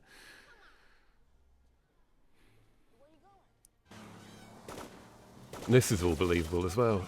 There are bits that feel a bit contrived, like McClane and Samuel L. Jackson getting back together again, but everything in that school seems completely natural. That bald guy is like Bryan Cranston. Yeah, this bald guy, right? This bald, he's huge. He's huge. I've seen him in stuff wearing kind of like a suit where he's like a henchman. I'm sure he's in Last Action. He must be in Last Action Hero because it's John McTiernan, right? Yeah. But yeah, even the way that Graham Greene and the rest of the police. Yeah, because it wouldn't be Al Young because they're all supposed to be Germans, aren't they? So it's just very typical, like German characters, aren't they? Al Young's in Die Hard. He is, yeah. He's already been killed. I love it. He spins it around. Bum, bum, bum, bum. Yeah. I bet that shot was in the trailer. Oh, it fucking was, mate. Yeah. I'd put it in a trailer. This is where it all starts to get a bit hazy for me, because I often used to watch like the first 2/3 of this, but not the last Yeah. bit. So from here on, I think it's literally when he like gets shot out of that vent with the water, and then after that it's kind of like, oh, come on now, it takes a bit too long to wrap it up. But when you combine it with the fact that they're trying to do it in real time with like an actual 32-minute countdown, it's like, I can see why it's baggy, but the rest of the film isn't like that, you know. You think it should have had the sort of finale on the boat and not had a sort of conclusion where they escape and then he turns up? It should have been, the conclusion would have been... Absolutely. It should have ended on, it should end on the boat, and then he gets like the tokens to phone his wife, you know. it was right around this point when action movies all kind of decided that we need to have an extra bit tagged on the end now. I think Speed probably maybe defined like, because you forget about the underground bit, don't you, in Speed? Yeah. Well, yeah, but the end bit in Speed is brilliant, you know, and it's a great kind of like, now we're they don't really pull it off with this, but I mean, we're nitpicking. Oh yeah, I suppose the sort of saying is that action movies should be an hour 40 minutes, hour 45. When you go to over 2 hours or over, you're kind of pushing your luck a little bit, because people sort of say so much. Like, that's why John Wick, you know, each one got longer and longer, and it's by the end you're just like, oh, I'm exhausted. Yeah, it's like it's the Harry Potter book syndrome, isn't it? The more successful you get, the less the editor has to listen to you, and you can just say, yeah, I want my movie to be 3 hours long or whatever. Yeah, I think it works with John Wick 4 because it's so like the scale is amped up to go with it. The whole thing's more epic. But when you've got, especially something like this, where you've got a really good concept that works really well, and Speed is exactly the same. You've got a really good concept, and then you throw that concept out the window and add on a half-hour ending that doesn't rely on that concept anymore. So it's like it's a complete toss-up whether it's going to work or not. this bit here when they jump over the edge of the bridge and you see them, like, there's a shot looking down as they fall. It's a weird kind of like stuttery frame rate. It's like they're interlaced as they sort of fall. It's not great. Well, it's sort of the same gag from Last Action Hero where he falls out of the lift, right? Oh, but Where he that's really swings well up done, and- though. That's really smooth. Oh, yeah, absolutely. Well, they had difficulty with that because Arnold Schwarzenegger only had 2% body fat, so it didn't ripple his face like it would do if he had a bit more body fat. But with this, when they swing and then they swing back up again and grab hold of the bridge and then they swing back down again. Yeah, yeah. It cuts that guy in half, doesn't it? It's quite cool. Well, that's such a great gag. And then they do it a couple of years later with Con Air, with Danny Trejo. Oh, yeah. It's kind of like the same kind of gag, but it's brilliant in this. It's like you grab his arms and I'll grab his legs, and then they end up being side by side. The writer of this also executive produced Con Air. Ah, that's a proper movie, that. But that bit in Con Air, I fucking love Con Air. But the bit in Last Action Hero when he's got the when he's in the lift and he falls and he's holding that bit of the lift and he sort of chucks it over his shoulder when he's falling. That was meant to be like Wile E. Coyote. Yes, very much so. And you kind of get that again here. It's like the same gag where they go up and then they go, "Wah!" and then they like fall. Yeah, I see what you're saying. Ingham was stunt, and then they fall, and it's all a bit juddery. Ah! But say a quick shot though, because they know it doesn't work quite well. Or, you know. Oh, yeah, there's This bit, and it's just like, no, whoa. They're dead. In reality, you'd be dead. They would be so dead. They Your would be back dead. would be broken. Mangled to pieces, yeah.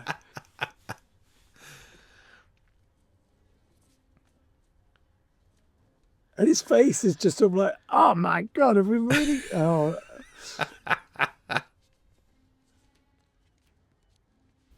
Does anyone watch Fallout, the TV, the Amazon series or whatever it is? I saw the first season. I'm not caught up with the second one yet. I'm watching it at the moment, and the main character in it's called Lucy McLean, isn't she? Same right. same name as his daughter. Elizabeth Winstead. This is it. This is the gag. That is good. Because it's gross, but it's also funny. No, definitely. And it's not too graphic, for a 14-year-old boy with his mum. Oh no, he's even tricked his colleagues.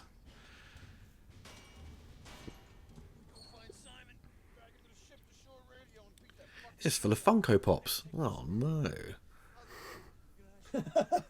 Worthless. Worthless piece of crap. All those people that bought those Funko Pops and thinking they'll be valuable. You just know they'll be like, in a few years' time they'll have no value and they'll be able to sell their collection. What, is the bottom falling out of that market then? Or? I think the company went, had to bury loads or something like that because it was just like they had too much stock. God, man, when I went through a couple of years of doing conventions with books and stuff, and Jesus Christ, more than half the crap they sell at movie cons is just Funko Pops. I know, it ruined conventions, those toys. They're as valuable as you want them to be, I've got the Tommy Boy Funko Pops, which I really like, but how valuable are they? They're not, are they? They're shit. They're absolute shit.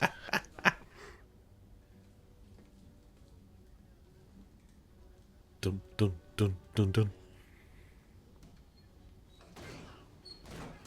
They didn't put this bit in the video game, did they? It was just like, drive a taxi. That's the game.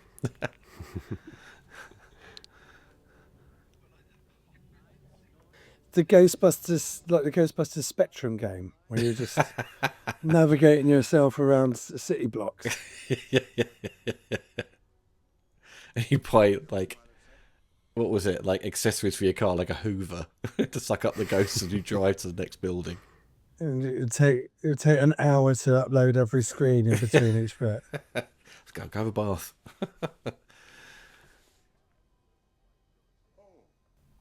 This isn't a good idea, is it?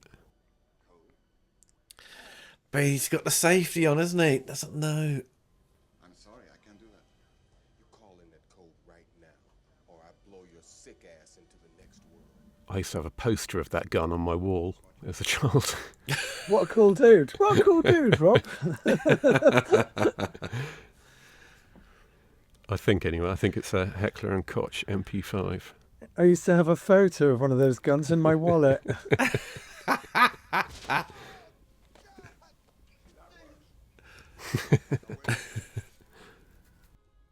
Oh.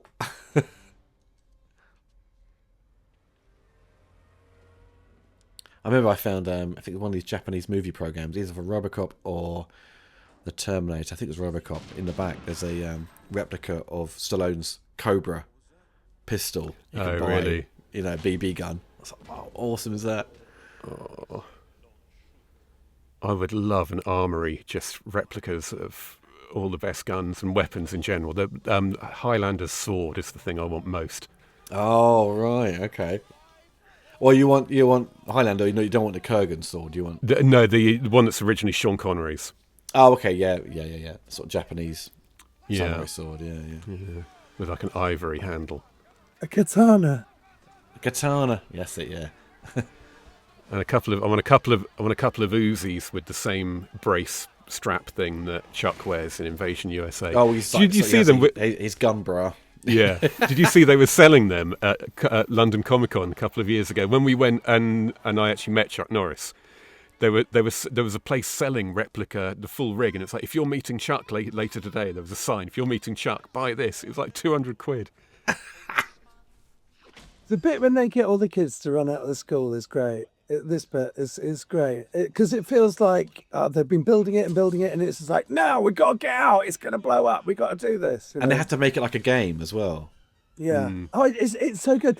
Like, yeah. So the way that Graham Greene is in that school, it feels like, this is how it feels. So naturalistic and like this is what would happen in this situation, right? every time we cut back to that school, I was thinking that a minute ago, because it's got a bit silly here now, not in a bad way, I'm quite happy with it, but every time we cut back to the school, it grounds everything again. Exactly what I was going to say. It keeps the whole rest of the film grounded because you can get away with all the other stuff because it's realistic everywhere else. But this fight with the German guy is very much, mirroring the fight he has in Die Hard with the guy. With Carl, yeah. And he's kind of doing the same stumbling around, dripping blood, just like shouting stuff as well he does in that. Yeah. Oh my God. That was a Troll 2 moment there. Isn't she in Clue? Wasn't she the French maid in Clue? Oh, yes. I think you're right, man. Yeah, because she was in like Game of Death. Mental. Yeah, Colleen Camp. Or Colleen Camp. Yeah, that's her, right? Someone in this was in Game of Death, as in Bruce Lee's Game of Death. Yeah. The Robert Klaus reshoot. Yeah. Of 1978. She's in Wayne's World. Yeah, man. She's in. What's her name? Colleen Camp. Yeah, she's very sexy in Clue. Yes. I love this bit here when he's like going down the corridor with the Uzi. He's like proper drunk, but he's like proper egging it up a little bit. He's like stump. His blood moustache. yeah. He just gets his shirt and wipes it down. Look at him. It's like the ship's like moving, but it's not. So he's like just act. It's a bit like Star Trek when they get hit and they all move in their chair.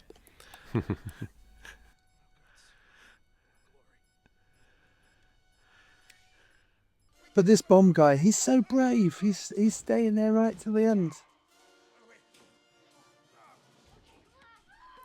And then they get to the roof and they just like all hug each other because it's just like we're fucked. We're all gonna die. Now they're not. It's not no longer a game anymore. It's like.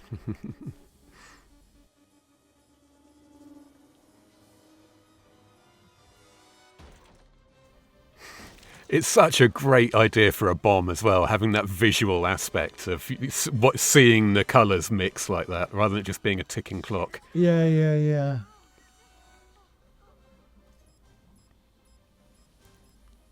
It's like the same rooftop in Spider-Man. Go, Web, go.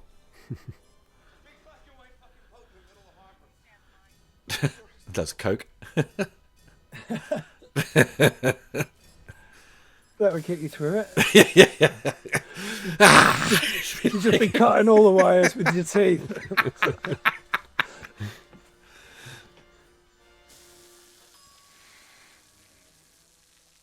Oh, the music here, so it's a cue from the first one, isn't it?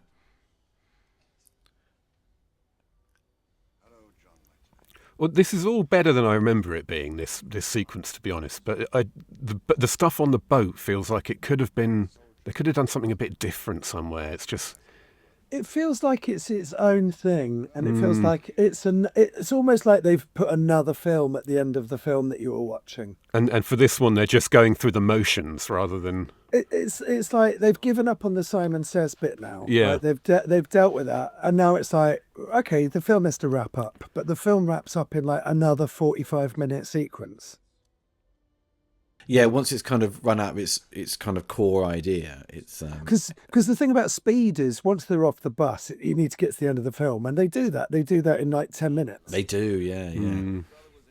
But this is like that end sequence in Speed, but for fucking ages. And this is like the fucking Lord of the Rings, where there's another ending at the end of that as well. Forgive me. Would you help Mr. McLean below? Careful now. I suppose they probably thought editing-wise, we've had two scenes happening at the same time, which is kind of really good to sort of, again, it keeps up the momentum, keeps up the tension. But once it's sort of, it comes to this point, the film has to naturally slow down for this kind of confrontation where McLean is going to talk to Jeremy Irons' character to have that sort of face-off. But because there's not much of a connection there with their, I don't think, with their emotional beef, as it were, like with Gruber in the first one. It felt more like there was more at play with that.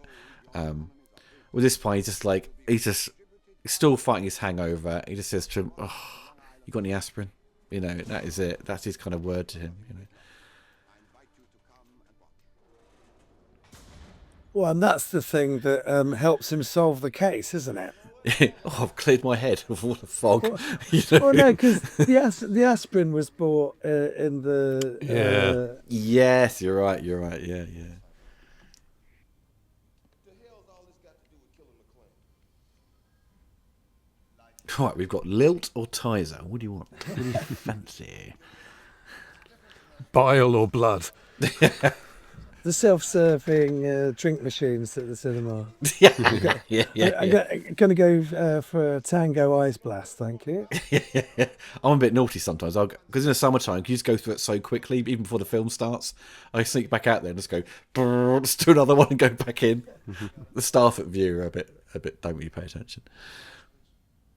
I've had a bad fucking headache all day long.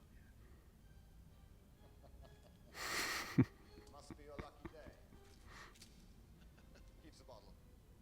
Rock it. If it was me, like, if I've got a migraine, I'd be like, sorry, I'm not going to help you. I've got to be in a dark room with my eyes closed for about 2 hours. Then I'll help you out. You know? No, you're not an international terrorist, Ollie. That requires commitment. Yeah. Can't do much for the migraine. I'm a bit useless.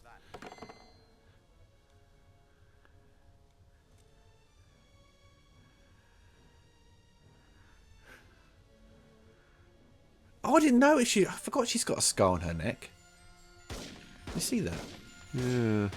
Was that revealed earlier or something like that? Or she mentioned it? I No, can't remember. that's the first time I've noticed it, but... I assume it's just meant to be a little pointer to the fact that she's kind of hardcore. She's a real merc. Yeah, she's got yeah. history. She's got history. Yeah, history.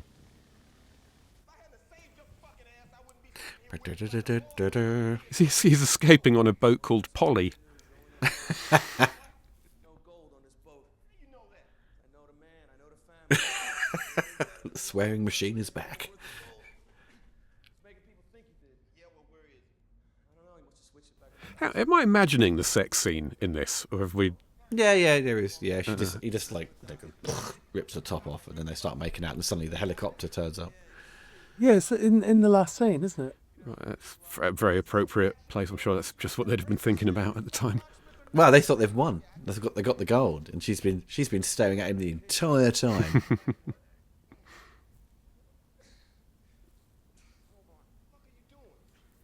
So he has done the full-on James Bond thing as well, hasn't he? Of basically explaining everything and then just leaving them to die. Yeah. Just later on somehow. Attached to a bomb, which is basically a bit like Goldfinger.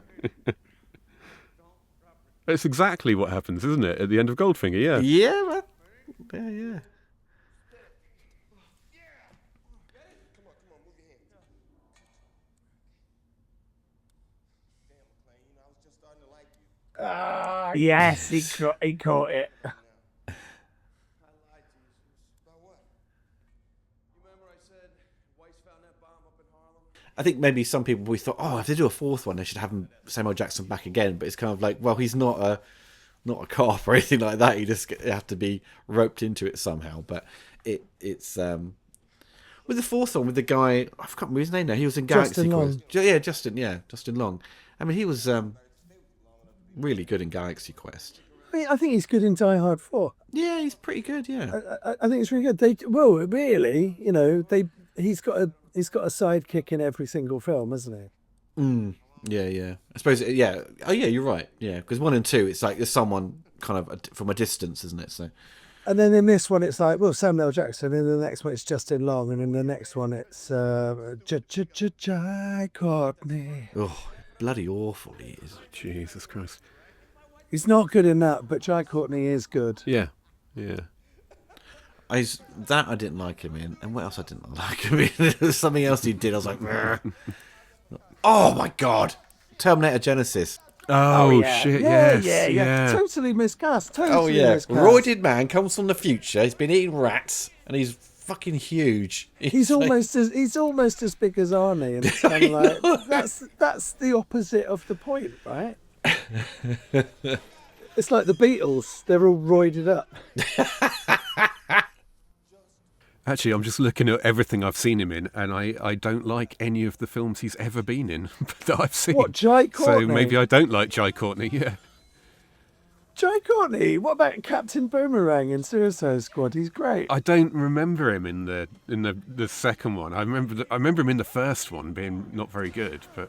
Oh, yeah, but when he turns up in the second one, you're like, oh, good, don't Captain remember that. Boomerang. And he gets killed off, doesn't he? Or something? Yeah, but it's weird, isn't it? Because you kind of like, you're happy to see him, and it's like, hang on a minute, I hated the first film. Oh, it's so bad, wasn't it? The first God, one. his CV for action movies is shocking. He's Divergent, Alita, Insurgent, Jack Reacher, Terminator, the shit Die Hard, a Liam Neeson thing. He's quite good in Jack Reacher. He's good in Dangerous Animals. Is it Dangerous Animals? Yeah, he's kind of like this huge pantomime villain, and it's quite funny seeing him do really big. Whoa! Whoa! Look at that! That's amazing. Yeah, when it cuts to the beach, that is such a good reaction. I love that moment. It's like it has like the Death Star sonic boom. Sonic boom. It's like... That was in Stargate, wasn't it? They do a sonic boom in Stargate, and then all of a sudden it's in everything.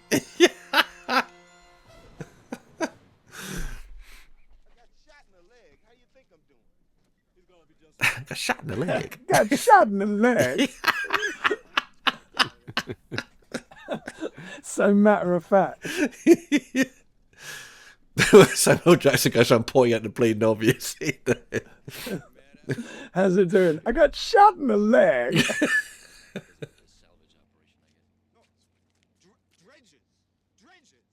Just wasting their time. There's no gold out there. What do you mean? Took it with him. He beat me. Johnny beat all of us. Fuck that.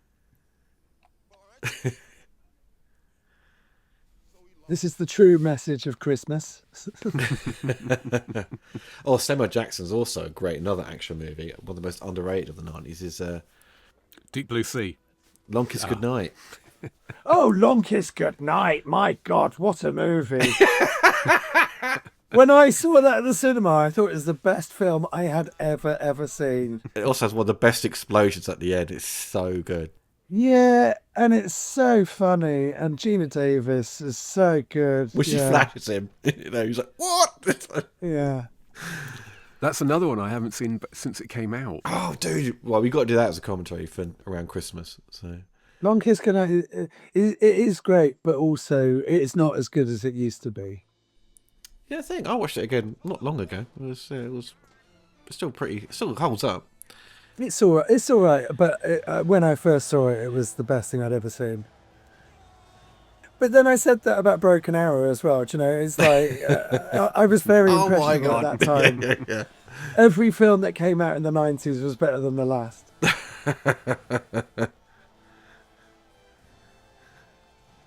But did you walk out of Judge Dredd though, Nick, saying, "Oh my God, it was the best film ever"? 5 out of 5. 5 out of 5. I thought it was incredible, Judge Dredd. But he's sharing all the gold with these guys then. Yeah, that's what I'm confused about. So that enormous ploy, I mean, it must have been a hell of a job to pull off a double scam. But the actual scam bit only cuts a couple of people out of the Yeah, I chain. know. It's weird. A bit weird when he tried to do that. He throws in his stammer here. Ken's pets. Every time I hear someone stammer, I think of Kevin Kline. And Michael Palin. Apparently Michael Palin's in a new TV series, acting. Yeah, A comedy series. He's about my favourite comedy actor ever, Michael Palin. He's not been in anything for years. Yeah, he's lovely, yeah. He's so underrated as well as an actual comedy performer, I think. And he's the funniest of the lot of them. He was my favourite, yeah, absolutely. Oh, again, John Cleese also was fucking amazing as well. John Cleese is everyone's first favourite Python, I find, and then they like. No, you know. I really like Michael Palin. He's got that likability factor more than John Cleese. But yeah, this is like, get out of the film. Come on, what's all this? Boring. They should have got killed on the boat and then wrapped it up. And the last scene should have been, I got shot in the leg. He loses his leg, and then it comes back. I got new legs. No, he should get shot in the other leg. So late in the finale, he has to say, I got shot in the other damn leg. So they only put this sex scene for what it is in because it was going to be R-rated anyway. So McTiernan said, well, why the hell not have a sex scene? It's not hardcore. It's not like hardcore pornography. It's this. This is the weird American British difference, though, isn't it? Sex can get you a very high rating very easily in the US, whereas over here it's violence that gets you the high rating generally. Yeah, because the lift scene in the bank, that was cut down in the UK cut to make it a 15. Yeah. I mean, this is also from the days when the BBFC wouldn't have passed any action movie without demanding a cut of some sort, because they knew that that's what they expected. They'd always be able to get something out. Imagine if all those guns were nunchucks. Then the guy at the BBFC would have a heart attack.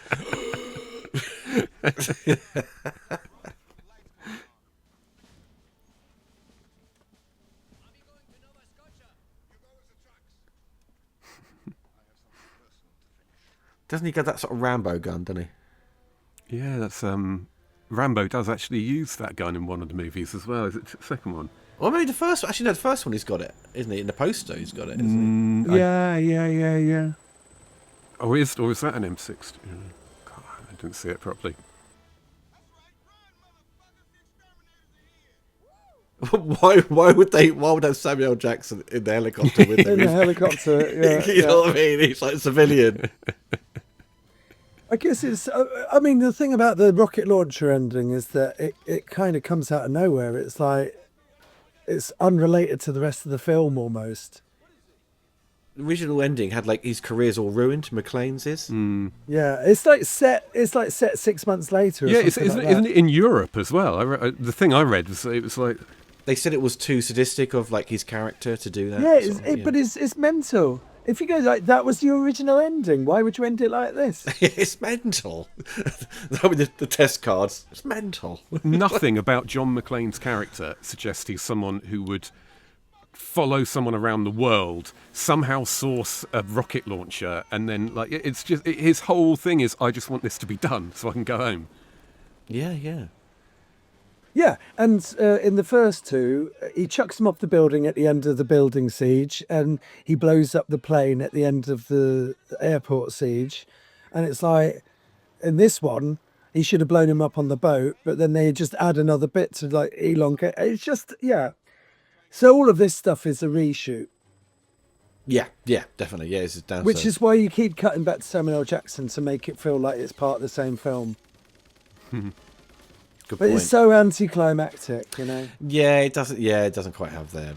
You want a huge explosion. After Die Hard 2, you just want him to say, yippee-ki-yay, motherfucker, and then a huge explosion, and it's kind of like... They do a pretty good, like, with the sound mixing and stuff. I mean, when the helicopter blades go, they cut some and explodes. It's a really good sound design, but it's like it's not as big as it should be. Like, we just had, I suppose, you had a boat just explode, but I mean, you want something a little bit more kind of crazy. It's just too generic, I think. It's Yeah, it's not very up close and personal. Do you know what I mean? With Hans Gruber, you're looking in his eyes. Yeah, that's a good point. Yeah. And with this, it's kind of like, it's a stuntman in a helicopter. And and there's distance between them. There shouldn't be that. There should be. Yeah, it's become personal up to a point. It's now personal for McClane, but it's very personal for Gruber. So, yeah, this is a really impersonal way to end it.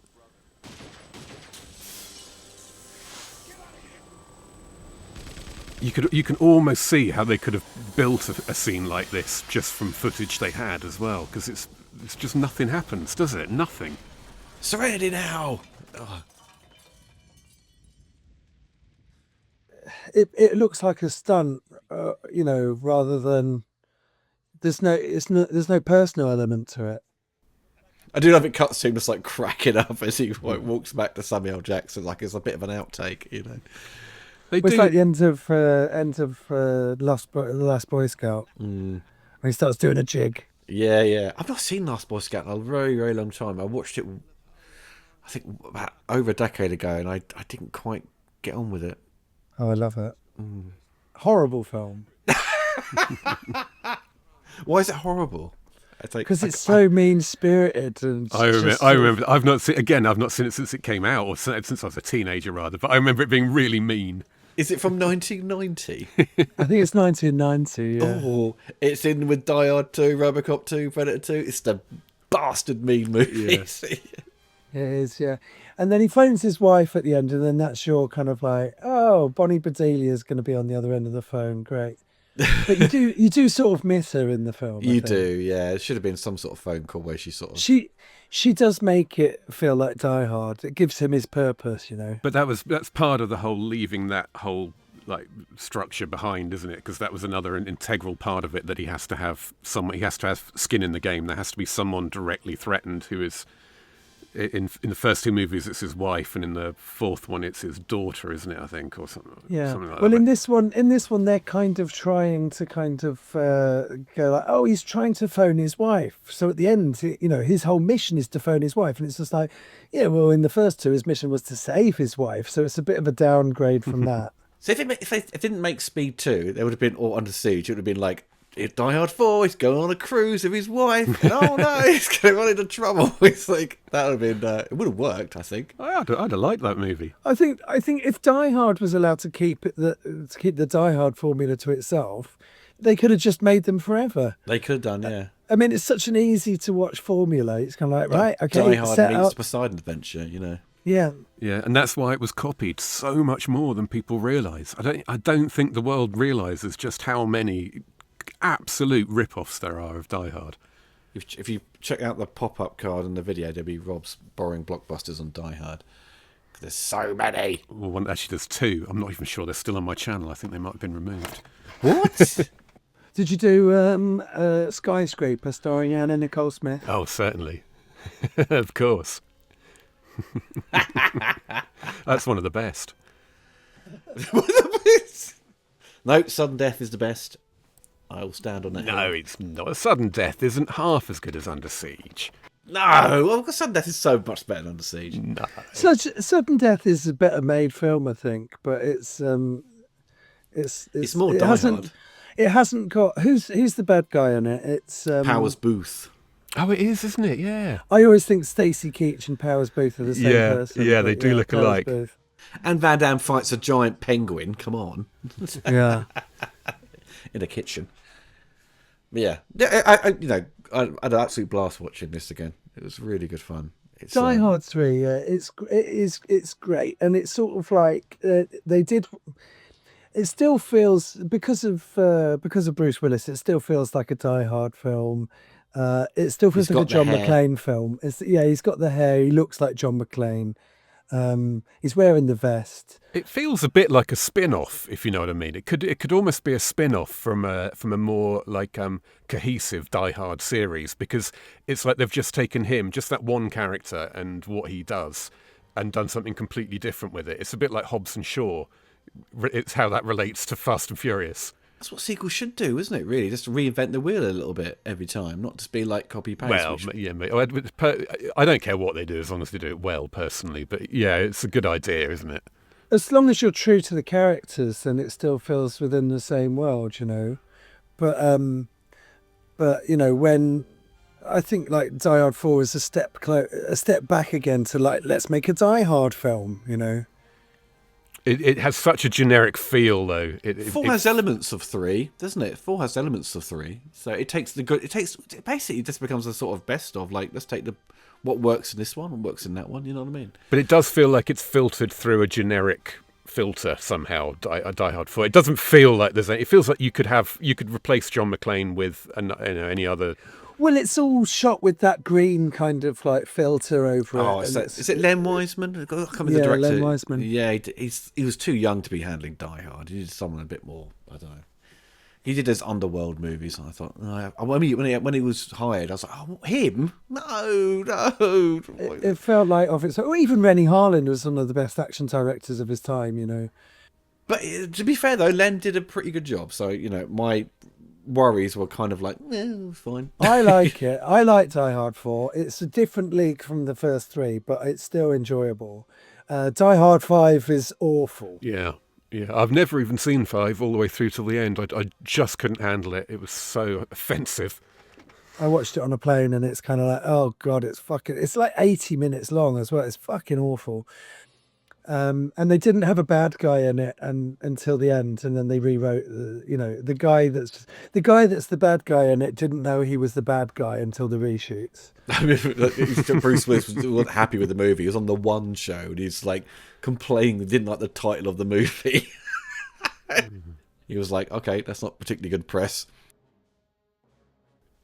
I would have preferred them to make almost like a direct sequel to the third movie as the fifth one, because you could have had, I know it's hackneyed as hell, but why not just have another Gruber, the Gruber's son or whatever, because then there's a reason to bring Samuel L. Jackson and Bruce Willis back together again, because their chemistry is so great, and the character, both as actors and as characters, their chemistry is just fantastic. So you want a reason to bring them back together again, and someone seeking revenge on both of them. I think that they should have just been like standalone villains. I mean, I don't think it really adds. I agree. I agree. I don't think it adds anything to this film having them related. No, I don't think it does. But you could use that trick as an excuse in another one to bring Samuel L. Because like you say, it serves no purpose, but it would serve a purpose if it was an excuse to bring Samuel L. Jackson back. Because Die Hard 2, he's reunited with Holly again at the end, but it doesn't really progress their relationship. So this could even be like Die Hard 2. Do you know what I mean? Mm. Yeah, for sure. I'm glad they did what they did, and also I don't think the stuff at the end is quite as bad as I remember. It's just kind of more pointless and generic. You're just ready for the film to wrap up at that point. Yeah, especially once the stuff in the school finishes, then somehow that should have been tied into the big finale. For sure. Well, folks, that is the end of the commentary. I hope you enjoyed it. Me, Nick, and Rob will be back with some more very soon. I'm assuming we can probably continue on with Die Hard, or we'll do something else. Actually, we did make a list of commentaries of other movies to cover, particularly Rocky, which would be quite a good choice. Because there's loads of those. Take care, everyone, and goodbye for now. Bye.